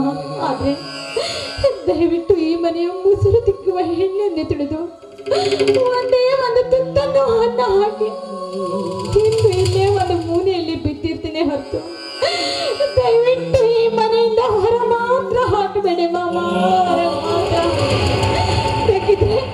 ಬೇಕಿದ್ರೆ ನಿಮ್ಮ ಅಕ್ಕವನ್ನು ಹಿಡಿದಬೇಕು.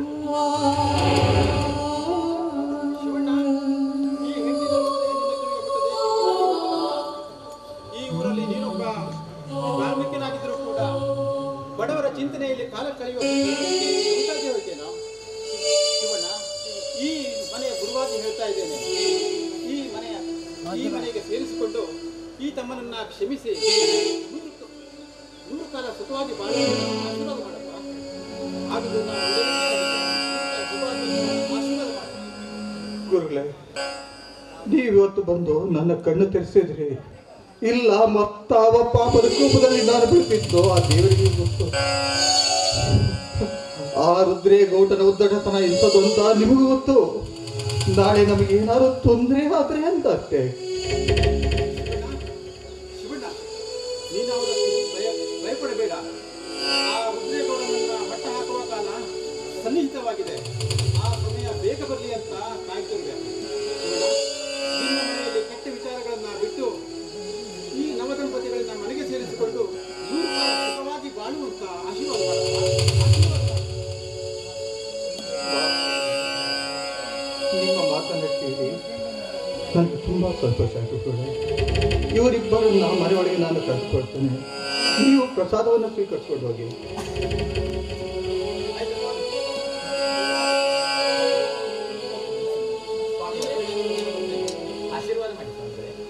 ಪಾರ್ವತಿ, ಇವರಿಬ್ಬರನ್ನ ಆರತಿ ಮಾಡಿ ಮನೆಯೊಳಗೆ ಕರ್ಕೊ.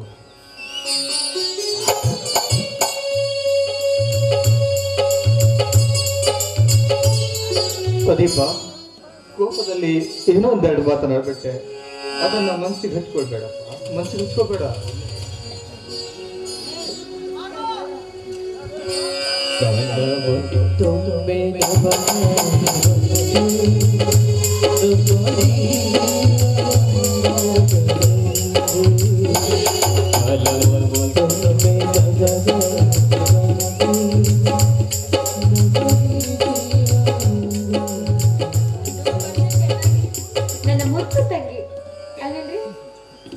ಪಾರ್ವತಿ, ಎಷ್ಟೊತ್ತಂತ ನಿನ್ನ ತಂಗಿ ಜೊತೆ ಸರಸಲಪ್ಪ ಮಾಡ್ತಾ ಇರ್ತೀಯ? ಪಾಪ ಅವರಿಗೂ ಹಸಿವು ಆಗಿರ್ಬೋದು. ಒಳಗೋಗಿ ಊಟ ಕಾಕು. ಮೊದಲೇ ನನ್ನ ತುಂಬಾ ಹಸಿರು ಇರ್ತಾನೆ. ಮೊದ್ಲಿಬ್ಬರನ್ನು ಕರ್ಕೊಂಡೋಗಿ ಊಟ ಕಾಕು. ಮರ್ತೇ ಬಿಟ್ಟಿದ್ದೆ. ಪ್ರದೀಪ, ಬನ್ನಿ ಸ್ವಾಮಿ, ಊಟ ಮಾಡ್ಕೊಂಡು.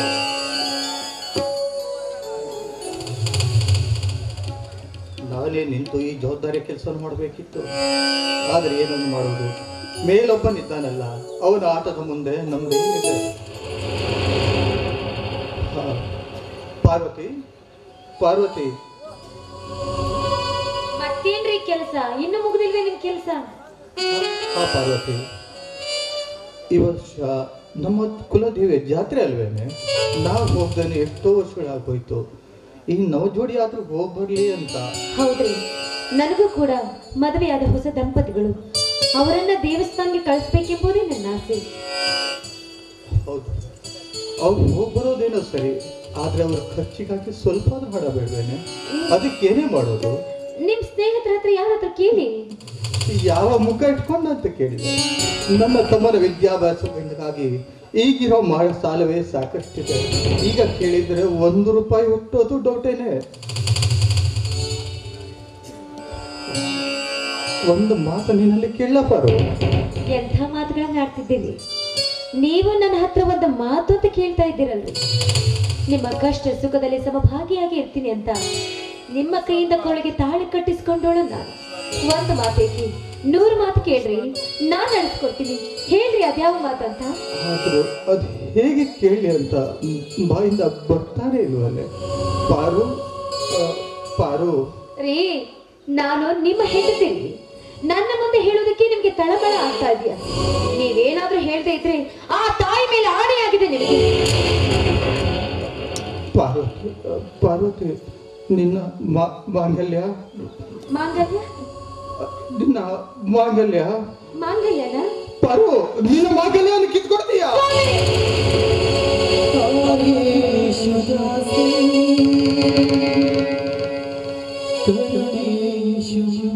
ದೊಡ್ಡ ಪಾರ್ವತಿ, ನಿನ್ನ ಮಾಂಗಲ್ಯ ಕಿತ್ತುಕೊಡೋದ್ರಿಂದ ನೀನೇನು ಮದುವೆ ಆಗಲ್ಲ. ನಿನ್ನ ಗಂಡ ನಾನಿನ್ನು ಜೀವಂತಾನೇ ಇಲ್ಲಿದ್ದೇನೆ. ಅದೇನಿದ್ರು ಚಿನ್ನ ಸರ ಅಷ್ಟೇ ಪಾರ್ವತಿ. ನೋಡು, ತಡ ಮಾಡಬೇಡ, ಬಿಚ್ಚಿಕೊಡೆ. ವಚನ ಕೊಟ್ಟಿದ್ದೀಯ ನೀನು ನನಗೆ. ಇಲ್ಲ ರೀ, ಇಲ್ಲ. ಬೇಕಾದ್ರೆ ನನ್ನ ಪ್ರಾಣ ಬೇಕಾದ್ರೂ ಕೇಳಿ, ಖಂಡಿತವಾಗ್ಲೂ ನಿಮಗೆ ಕೊಟ್ಬಿಡ್ತೀನಿ. ಅಂದ್ರೆ ಈ ನನ್ನ ಮಾಂಗಲ್ಯ ಮಾತ್ರ ಕೇಳಬೇಡ್ರಿ.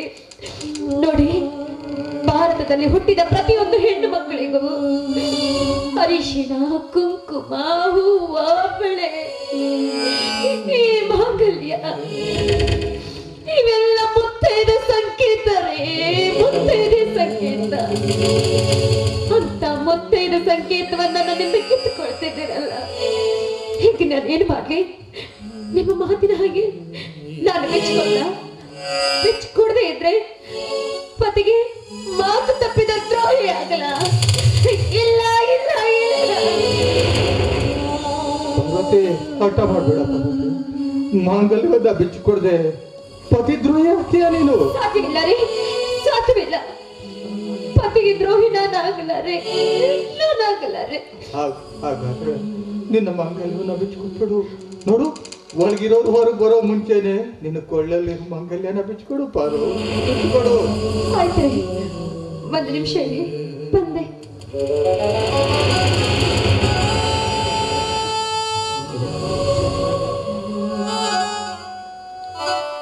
ನೋಡಿ, ಮುತ್ತೈದೆಯಾದವಳು ತನ್ನ ಕೊಳ್ಳಿಂದ ತಾಳಿ ತೆಗೆದು ಒಂದೇ ಒಂದು ಸಾರಿ, ಅದು ಆ ಪರಿಸ್ಥಿತಿ ನನಗೆ ಬರಬಾರ್ದು. ಆ ಪರಿಸ್ಥಿತಿ ನನಗೆ ಬರಬಾರ್ದು. ನಾನು ಸತ್ತು ಹೋದ್ರು ಮುತ್ತೈದೆಯಾಗಿ ಸಾಯ್ಬೇಕ್ರಿ, ಮುತ್ತೈದೆಯಾಗಿ ಸಾಯ್ಬೇಕು. ತಗೊಳ್ಳಿ, ಇದನ್ನ ನನ್ನ ಕೊಳ್ಳಿಗೆ ಕಟ್ಟಿ.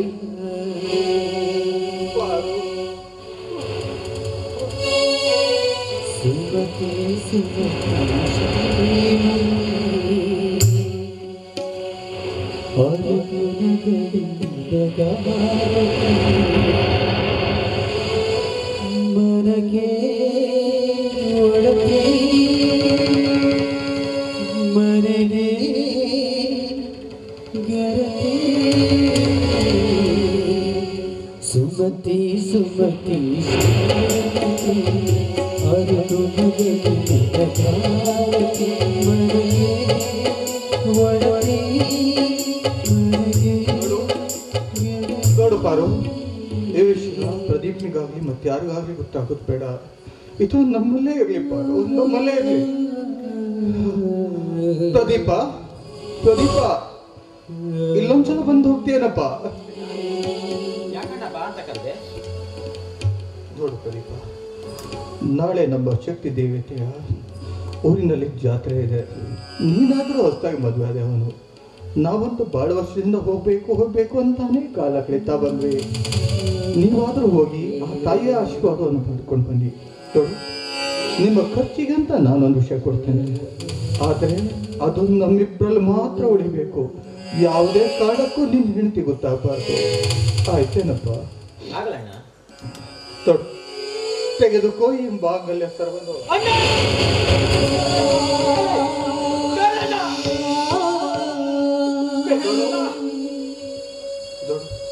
ದೊಡ್ಡ ಮಾತಾಡಬೇಡ. ಒಳಗಿರೋ ನಿನ್ನ ಹೆಂಡತಿ ಶ್ರೀಮಂತ ಮನೆ ತಂದವಳು. ಅವಳಿಗೆ ನಮ್ಮ ಕಷ್ಟ ಗೊತ್ತಾಗೋದು ಬೇಡ.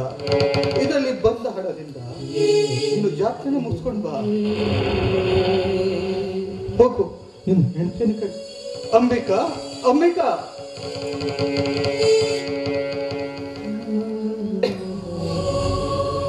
ಮಾಮ, ಏನ್ ಕರ್ತಿದ್ದು? ನೋಡಮ್ಮ ಅಂಬಿಕಾ, ನಾಳೆ ನಮ್ಮ ಶಕ್ತಿ ದೇವಿ ಜಾತ್ರೆ ಇದೆ. ನೀವು ಹೊಸದಾಗಿ ಮದುವೆ ಆದವರು, ನೀವಿಬ್ಬರು ಹೋಗಿ ಆ ತಾಯಿಯ ಆಶೀರ್ವಾದವನ್ನು ಪಡೆದುಕೊಂಡು ಬನ್ನಿ. ಸರಿ ಮಾವ, ಹಾಗೆ ಆಗಲಿ. ಅಕ್ಕ, ನಾವಿನ್ನು ಹೋಗಿ ಬನ್ನಿ.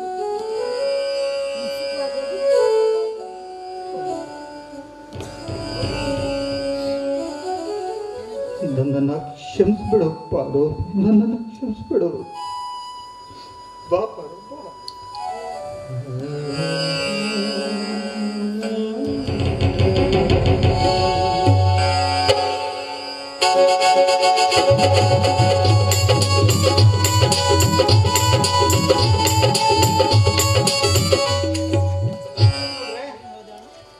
ನಾವು ಪ್ರದೀಪನ ಮನೆಗೆ ಹೋಗದೇ ಇದ್ದರೆ ನಾವು ಮಾಡಿದ ಪ್ಲಾನ್ ಹಾಳಾಗಿ ಹೋಗ್ತಿತ್ತು. ಸ್ವಾಮೀಜಿ, ಏನಾಯ್ತು? ಪ್ರದೀಪನನ್ನ ಮನೆ ಒಳಗೆ ಕರೆದು ಹಾಗೆ ಓ, ಒಂದು ನೊಂದ ಜೀವಿಯನ್ನು ಒಂದುಗೂಡಿಸಿದ ಪುಣ್ಯವಾದರೂ ತೊಟ್ಟಿತು. ನಾನು ಇಲ್ಲಿಗೆ ಬಂದ ಇನ್ನೊಂದು ಮಹತ್ವದ ಕೆಲಸ ಇದೆ, ಅದೊಂದು ಮುಗಿದೋದ್ರೆ ನನ್ನ ಕೆಲಸ ಮುಗೀತು.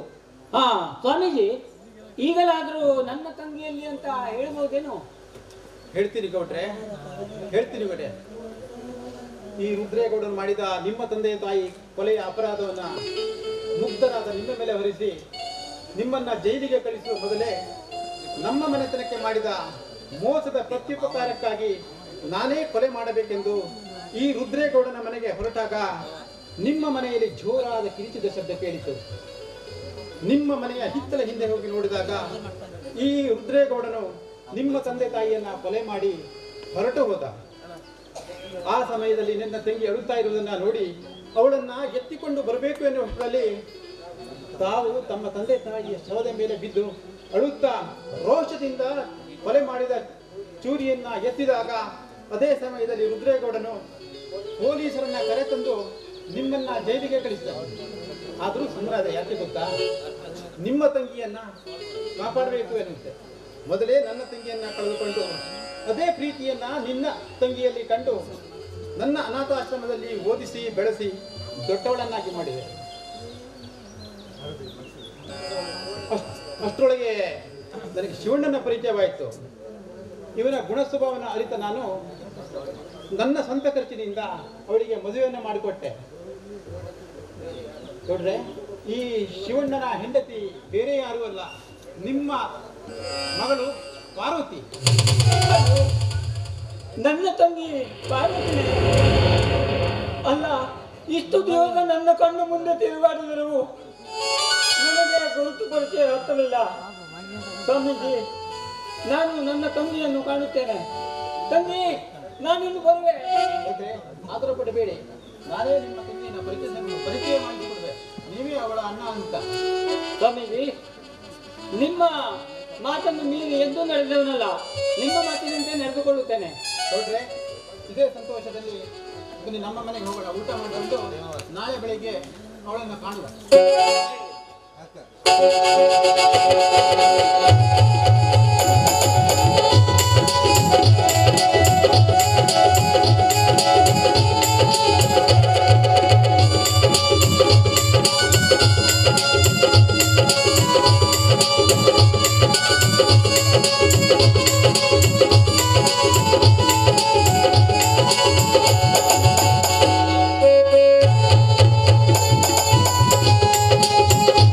Thank you.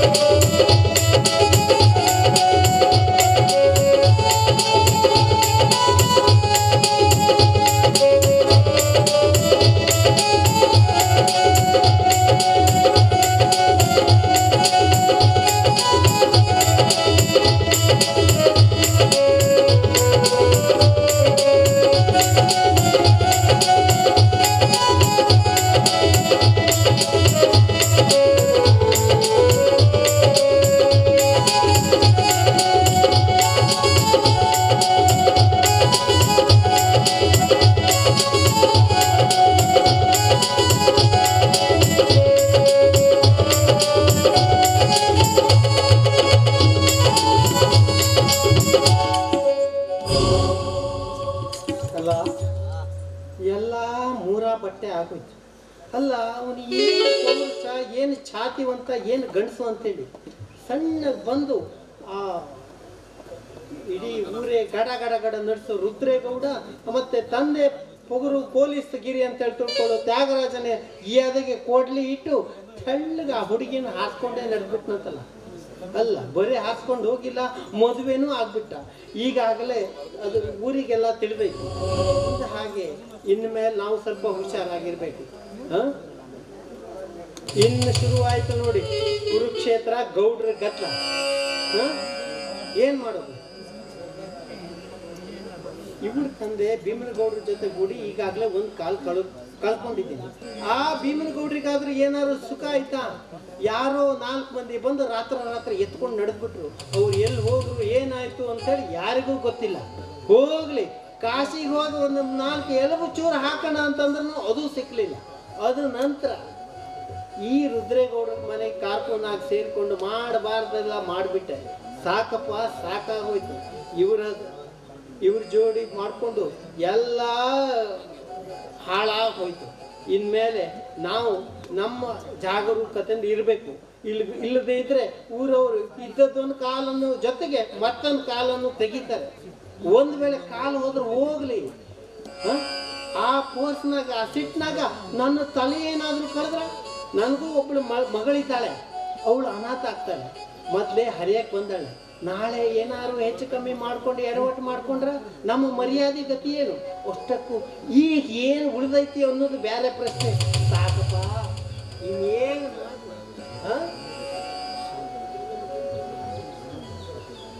ಕಾವೇರಿ ಏನ್ ಮಾಡಪ್ಪ ನೋಡ್ಬೇಕು. ಕಾವೇರಿ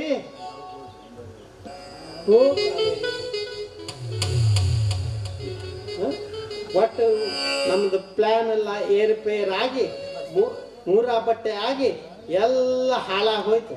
ಇನ್ನು ನಾವು ಸುಮ್ಮನೆ ರಾಮ ಶಿವ ಅನ್ಕೊಂಡು ಮನೆಯಾಗಿದ್ರೆ ಭಾಳ ಒಳ್ಳೇದು. ಯಾಕಂತಂದ್ರೆ ಎಲ್ಲರೂ ಒಂದ್ ದಿವಸ ಶಿವನ ಪಾದ ಸೇರ್ಲೇಬೇಕಲ್ಲ.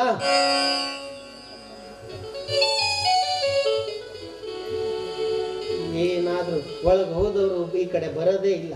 ಏನ್ ಮಾಡ್ತೀರಿ? ಏನಂದಿ? ಕೈ ಬೀಸ್ಕೊಂತ ಬಂದೆ ಅಂದಿ? ಕೈ ಅದ ಅಂತೇಳಿ ಬೀಸ್ಕೊಂತ ಬರಾಕತ್ತೀನಿ. ನಿಮ್ಮ ನೀನ್ ತಲೆ ಐತೆ ಅಂತಂದೇಳಿ ಒಂದ ಯಾಡ ನೀ ಹಲ್ಕಟ್ ಕೆಲಸ ಮಾಡೋದು ಎಷ್ಟು ಕೆಲಸ ಮಾಡ್ತಿ ಗೊತ್ತೈತೀನಿ. ಏನ್ ಕಾವೇರಿ, ನೀ ಕೈ ಯಾರು ಬೀಸ್ಕೋ, ಏನಾರು ಆದ್ರೆ ಆ ದಾರ್ಯಾಗ ಆ ಗೌಡ್ರ ಸುದ್ದಿಯನ್ನು ಮಾತ್ರ ತೆಗಿಬೇಡ. ಯಾಕಂತಂದ್ರ ಅವನಿಗೇನಾದ್ರು ಯಾರು ಈ ವಿಷಯ ಹೇಳಿದ್ರೆ ಅವನಿನ್ನ ಸುಮ್ಮನೆ ಬಿಡಕ್ಕೆ. ನೀನು ಇಷ್ಟು ದೊಡ್ಡ ಹಾಕಿ ಆದ್ರೂ ನಾನು ಇನ್ನೂ ಗೌಡ್ರ ಮನೆ ಹತ್ರ ನಿನ್ನನ್ನು ಸುಳಿಯಾಕ್ ಬಿಟ್ಟಿಲ್ಲ. ಯಾಕೆ ಬಿಟ್ಟಿಲ್ಲ? ನಿನ್ನ ಹೊಲಸ್ತನ ನನಗೆ ಗೊತ್ತಾಕೈತಿ ಅಂತಂದು ಹೇಳಿ ನೀ ಬಿಟ್ಟಿಲ್ಲ. ಏ ಅಡ್ನಾಡಿ ಸುಮ್ಮನೆ ಕುತ್ಕೊಳ್ಳ. ದೊಡ್ಡ ಮಾತಾಡ್ತಾನೆ. ಇನ್ನೇನಾದ್ರೂ ಬಾಯಿ ತೆಗೆದ್ರೆ ನಾಲ್ಗೆ ತೆಗೆದು ಬಿಡ್ತೀನಿ ನೋಡು. ನನ್ನ ಬಾಯಿ ಮುಚ್ಚಿಸ್ತಿ? ಎದಕ್ ಬಾಯಿ ಮುಚ್ಚಿಸ್ತಿ? ಯಪ್ಪ, ನನ್ನ ಬಾಯಿ ಮುಚ್ಚಿಸ್ಬೋದು ನೀನು, ಆದ್ರೆ ಊರ್ ಬಾಯಿ ಮುಚ್ಚಿಸಕ್ ಆಗಲ್ಲ. ಎಲ್ಲರೂ ಹೊಯ್ಕೋತಾರೆ. ಅಲ್ಲ, ಈ ಕಾವೇರಿ ಮಳ್ಳಿದಾಳೆ, ಏನು ಬುದ್ಧಿ ಇಲ್ಲ ಅಂತ ತಿಳ್ಕೊಂಡಿದೀನಿ. ಬಾಳ ವಿಚಾರ ತಿಳ್ಕೊಂಡಾಳ ಇವಳು. ಅಲ್ಲ, ಇನ್ನೇನ ನಮ್ಮ ಕಾಲ ಅಂತೂ ಮುಗ್ದೋಯ್ತು. ಅಲ್ಲ ಕಾವೇರಿ, ನಮ್ದೇನು ನಾವ್ ಏನಾದ್ರು ಹೊರೆ ಬಡ್ಸ್ಕೊಂಡು ಹೋಗ್ಲಿ, ನೀವು ಚೆನ್ನಾಗಿರ್ಬೇಕವ್ವ. ನೀವು ಬದುಕೋರು, ನೀವು ಚೆನ್ನಾಗಿರ್ಬೇಕು. ಹೌದಲ್ಲಪ್ಪ, ನಾವ್ ಚೆನ್ನಾಗಿರ್ತೀವಿ, ಬೆಳಕರ್ಸಕತ್ತೀವಿ. ನಾವು ಬರ್ತಂತ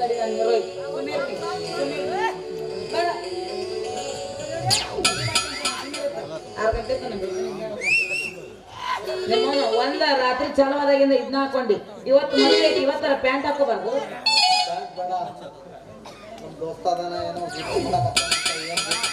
ದೋಸ್ತಾನ ಪ್ಯಾಂಟ್ ಬಿಚ್ಚಿ ಕೊಡ್ತಾನೆ.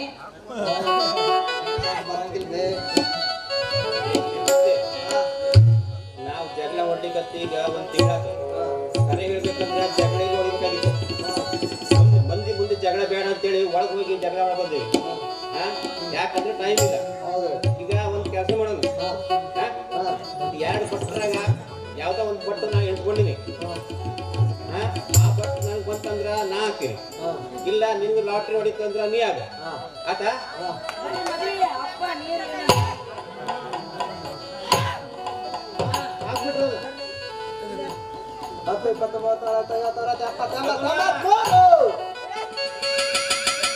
ಹೊಡೆದಿ ಮಗನ ಹೊಡೆದಿ ಇದು ನಿನಗ ಇದು ಇವಳಿಗ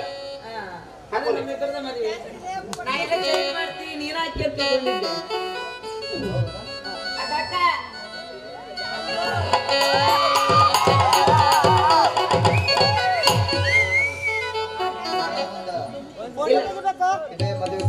ಮದುವೆ ಅಂತೂ ಆಯ್ತು ನನ್ನ ಹೆಸರು ಮದುವೆ ಅಂತೂ ಮುಗಿಸ್ಕೊಂಡ್ರೆ ಆಶೀರ್ವಾದ ತಗೊಂಡ್ರೆ ಆಮೇಲೆ ಎಲ್ಲರೂ ಹನಿಮೂನಿಗೆ ಹೋಗಿವ್ರಂತೆ. ಬನ್ನಿ. ಹನುಮಾನ್ ಎಲ್ಲ ನೀ ಎಲ್ಲಂತ ಅಲ್ಲಿ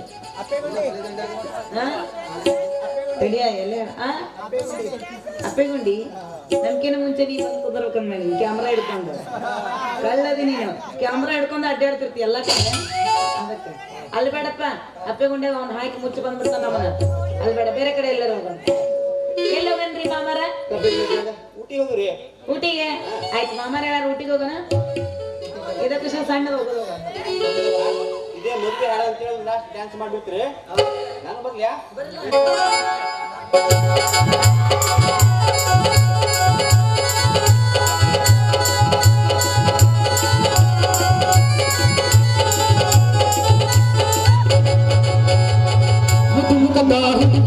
ಏನು ಜಗತ್ತಿನ ನಡಿಗೆ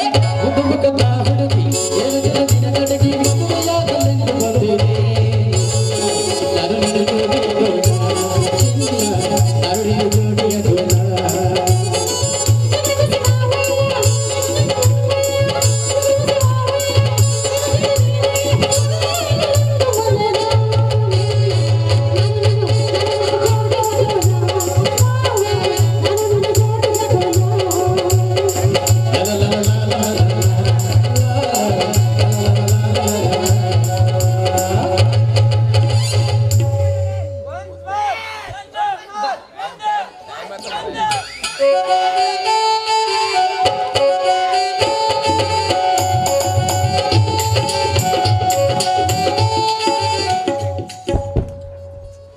ಆತ್ಮೀಯ ಕಲಾಭಿಮಾನಿಗಳೇ ಮತ್ತು ಎಲ್ಲ ಕಲಾವಿದರು, ನಿಜವಾಗಿ ನಾವು ಮಾಡಿದ ಪ್ರಯತ್ನ ಸಾರ್ಥಕವಾಯಿತು ಅಂತ ನನಗಂತೂ ತುಂಬ ಖುಷಿ ಇದೆ. ಯಾಕೆ ಅಂತ ಕೇಳಿದರೆ ಬಹುತೇಕ ನಾವು ನವರಾತ್ರಿಯಲ್ಲಿ ಈ ತಾರೀಖನ್ನು ಫಿಕ್ಸ್ ಮಾಡಿದ್ವಿ, ನಮ್ಮ ಸುವರ್ಣ ಮಹೋತ್ಸವ ಮತ್ತು ಈ ನಾಟಕ. ನವರಾತ್ರಿಯಲ್ಲಿ ಗೋಕರ್ಣದ ಪುರೋಹಿತರು ಬಂದು ಇಂಥ ಡೇಟಿಗೆ ಮಾಡಿದ್ರೆ ನಿಮ್ಮದು 100% ಸಕ್ಸಸ್ ಆಗ್ತದೆ ನಾಟಕ ಅಲ್ಲ ಈ ಸುವರ್ಣ ಮಹೋತ್ಸವ ಮತ್ತು ಎಲ್ಲ ಕಾರ್ಯಕ್ರಮಗಳು ಅಂತಹ ಮುಹೂರ್ತವನ್ನು ನಿಮಗೆ ತೆಗೆದುಕೊಟ್ಟಿದ್ದೇನೆ, ನೋಡಿ ಒಂದು ಪ್ರಯತ್ನ ಮಾಡಿ ಅಂತ ಹೇಳಿದ್ರು. ಇದಕ್ಕೆಲ್ಲ ಕಾರಣ ಏನು ಅಂತ ಕೇಳಿದರೆ, ಈ ನಾವು ಸುವರ್ಣ ಮಹೋತ್ಸವವನ್ನು ಆಚರಿಸಬೇಕಂತ ತೀರ್ಮಾನ ಯಾಕೆ ಅಂತ ಕೇಳಿದರೆ, ನಮ್ಮ ಇಲ್ಲಿಯ ಯುವಕ ಸಂಘದ ಪುರೋಹಿತರಾಗಿರ್ತಕ್ಕಂಥ, ನಮಗೂ ಪುರೋಹಿತರು ಹೌದು, ಸ್ನೇಹಿತರು ಹೌದು, ಅಪುತೊಟ್ಟು GS ಭಟ್ರನ್ನು ನಾನು ಸ್ಮರಣೆ ಮಾಡಲೇಬೇಕು. ಇವತ್ತಿನ ಸಮಾರೋಪ ಸಮಾರಂಭದಲ್ಲಿ ಆ ಮಾತು ನೋಡಿ, GS ಭಟ್ರೆ ನಮ್ಮ ಯುವಕ ಸಂಘಕ್ಕೆ 50 ವರ್ಷ ಆಗ್ತಾ ಇದೆ, ಅದು ಬೋರ್ಡ್ ನೋಡಿ 1974ರಲ್ಲಿ ಸ್ಥಾಪನೆ ಮಾಡಿದ್ದೀನಿ. ಅದಕ್ಕೆ ಈ ವರ್ಷ ಒಂದು ಸುವರ್ಣ ಮಹೋತ್ಸವ ಮಾಡುವ. ಅದೇ ಸಂದರ್ಭದಲ್ಲಿ ನನ್ನ ತಮ್ಮನು ನಮ್ಮ ಮನೆಗೆ ಬಂದಿದ್ದ ಬೆಂಗಳೂರಿಂದ, ಸುವರ್ಣ ಮಹೋತ್ಸವವನ್ನು ಮಾಡಲೇಬೇಕು, ಎಲ್ಲ ಟಿಪ್ಪಣಿಗಳನ್ನು ಮಾಡಿಟ್ಟಿದ್ದರು. ಹಾಗಾಗಿ ನಾನು ನಮ್ಮ ಪುರೋಹಿತರು ಬಂದಾಗ ಪಂಚಾಂಗ ಬಿಡಿಸಿ ಡೇಟನ್ನು ಕೇಳಿದ್ರೆ ಇಂಥ ದಿವಸ ಮಾಡಿ 100% ಸಕ್ಸಸ್ ಆಗ್ತದೆ, ಏನೂ ತೊಂದರೆ ಬರೋದಿಲ್ಲ. ಭಯಂಕರ ಅಡಚಣೆಗಳೆಲ್ಲ ಆದರೂ ಸಹಿತ ನನಗಂತೂ ಇಷ್ಟು ಖುಷಿ ಇದೆ, ನಾವು ಮಾಡಿದಂಥ ಪ್ರಯತ್ನ ಸಾರ್ಥಕವಾಯಿತು. ನಮ್ಮ ಎಲ್ಲ ಸ್ನೇಹಿತರು ಇವತ್ತು ಪ್ರತ್ಯೇಕ ಅಂತ ಹೇಳಿದ್ರು. ಇದರಲ್ಲಿ ವಿಶೇಷವಾಗಿ ನಮ್ಮ ಬೆಂಗಳೂರಿನ ನಮ್ಮ ಟೀಮನ್ನು, ಯುವಕರ ಟೀಮನ್ನು ನಾವು ಅಭಿನಂದಿಸಲೇಬೇಕು, ಅವರ ಉಪಕಾರವನ್ನು ಮಾಡಲೇಬೇಕು. ಅಲ್ಲದೆ ಅವರೆಲ್ಲ ಮಾಡಲಿಕ್ಕೆ ಸಾಧ್ಯನೇ ಇಲ್ಲ. ಅವ್ರು ಧೈರ್ಯ ಕೊಟ್ಟರು, ಪಾಪ ನಾರಾಯಣ ಭಾಗವತರು ಇದಕ್ಕೆಲ್ಲ ಕಾರಣ. ಏನೇ ಆಗಲಿ ನಾಟಕ ಮತ್ತು ನಮ್ಮ ಸುವರ್ಣ ಮಹೋತ್ಸವ ಎರಡನ್ನೂ ಮಾಡುವ, ನೀವು ಮುಂದೆ ಹೊರೀರಿ ಅಂತ ದಸರಾದಲ್ಲಿ ಬಂದಾಗ ಅವರು ನಮಗೆ ಭರವಸೆ ಕೊಡ್ತಾರೆ. ಉಮೇಶ್ ಭಾಗವತರು ಎದುರಿಗೇನೆ ಏನು ನೀವು ಹಾಗೆಲ್ಲ ಮಾತಾಡಿದರೆ ಹೇಗೆ ಕಷ್ಟ ಸಾಧ್ಯ ಆಗೋದಿಲ್ಲ ಅಂತ ಕೇಳಿದ್ರು ಅವರು.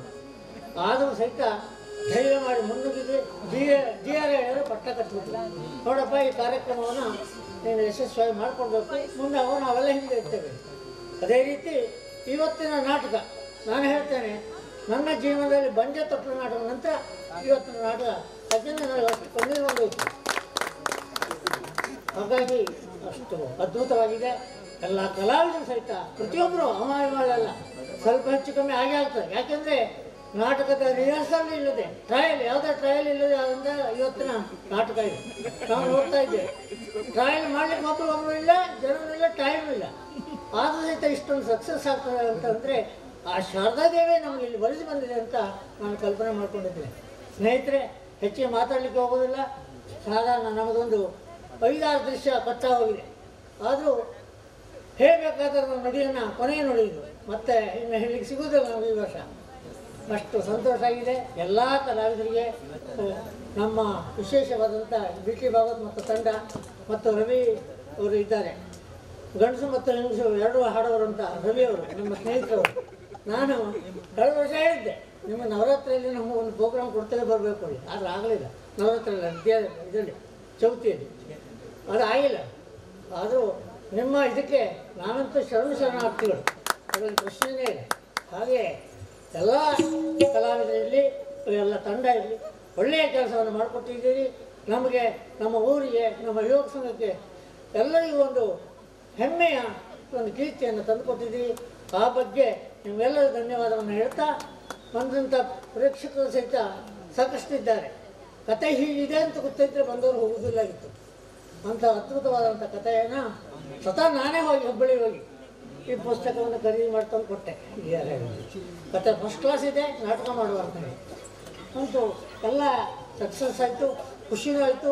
ನಿಮ್ಮೆಲ್ಲರ ಆಶೀರ್ವಾದ ಪುನಃ ಇರಲಿ. ನಾವೆಲ್ಲ ಹಿಂದೆ ನಿಂತು ನಿಮಗೆ, ನಮ್ಮ ತಂಡಕ್ಕೆ ಬೆನ್ನು ತಟ್ಟಿ ಆಶೀರ್ವದಿಸ್ತೇವೆ ಅಂತ ಎಲ್ಲರಿಗೂ ಕೃತಜ್ಞತೆಯನ್ನು ಸಲ್ಲಿಸಿ ನಾನು 2 ಮಾತನ್ನು ಮುಗಿಸ್ತೇನೆ. ಧನ್ಯವಾದಗಳು.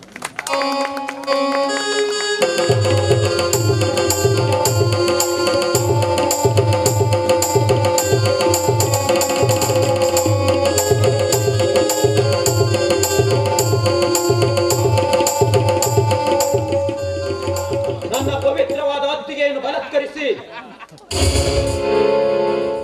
ನನ್ನ ಅಣ್ಣನನ್ನು ಕೊಂದ ಆ ರುದ್ರೇಗೌಡ ಮತ್ತು ತ್ಯಾಗರಾಜನ ರುಂಡವನ್ನು ಚೆಂಡ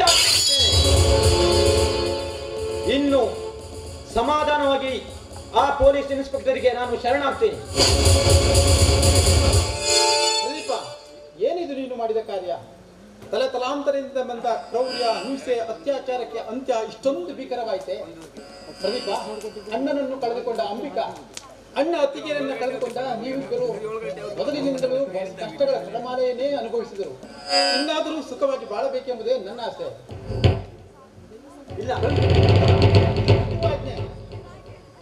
ಈ ಕೊಲೆಯನ್ನ ನಾನೇ ಮಾಡಿದ್ದೀನಿ. ನಿಮ್ಮ ಕೈಯಲ್ಲಿ ಈ ಕೊಲೆಯನ್ನು ನಾನೇ ಮಾಡಿದ್ದೀನಿ. ಯಾವ ಕಾರಣಕ್ಕಾಗಿ ಮಾಡಿದ್ರಿ ಕೊಲೆಯನ್ನ? ಅವರು ಮಾಡಿದಂತ ಹಿಂಸೆ, ಅತ್ಯಾಚಾರ. ಇಲ್ಲ ಇಲ್ಲ, ನನ್ನ ಮನಸ್ಸು ಇದಕ್ಕೆ ಒಪ್ತಾ ಇಲ್ಲ. ನಾನು ಕೊಲೆ ಮಾಡಿದ್ದೇನೆ. ಇಲ್ಲ, ಈ ಕೊಲೆಯನ್ನು ನಾನೇ ಮಾಡಿದ್ದೀನಿ. ನೀವುಗಳು ಸುಖವಾಗಿ ಮಾಡಿ. ಬಾಯಿ ಇಲ್ಲದೆ ಜಗವಿಲ್ಲ, ಹೆಂಡತಿ ಇಲ್ಲದೆ ಬಾಳಿಲ್ಲ. ಅಣ್ಣ, ಇಷ್ಟೆಲ್ಲ ಆಟ ಆಡಿಸಿದ ನೀನು ನಿನ್ನ ನಿಜ ರೂಪ ಏನು ಅಂತ ಹೇಳೋಣ. ನೋಡಮ್ಮ, ನನ್ನ ತಂದೆಯನ್ನು ಕೊಲೆ ಮಾಡಿದ ನಿನ್ನಣ್ಣ ರುದ್ರೇಗೌಡ ನನ್ನನ್ನು ಜೈಲಿಗೆ ಕಳುಹಿಸಿದ.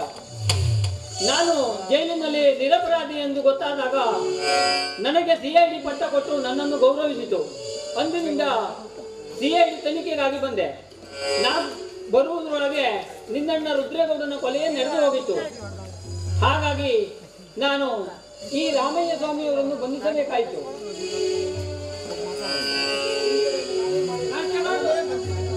ಈ ಸ್ವಾಮೀಜಿಯವರನ್ನು ಬಂಧಿಸಿ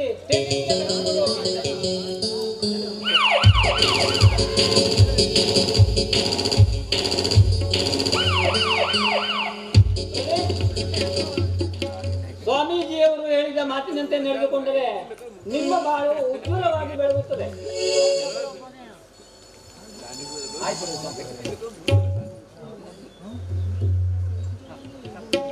ಈ ಹೆಮ್ಮೆಯ ಮಣ್ಣಿನಲ್ಲಿ ಬೆಳೆದಂತಹ ನಮ್ಮ ಅಣ್ಣ ಅತ್ತಿಗೆ ರಾಮಯ್ಯ ಸ್ವಾಮಿಗಳೆಲ್ಲ ಬೆಳೆದಂತಹ ಈ ಪುಣ್ಯ ಕ್ಷೇತ್ರ ಹೆಸರಾಗಲಿ. ಹೌದು, ನಮ್ಮನ್ನೆಲ್ಲ ಒಂದುಗೂಡಿಸಿದ ಆ ದೇವಿಗೆ ನಾವೆಲ್ಲ ಸೇರಿ ಮಂಗಳ ಹಾಡೋಣ ಬನ್ನಿ. ವರದೀಡು ಶ್ರೀ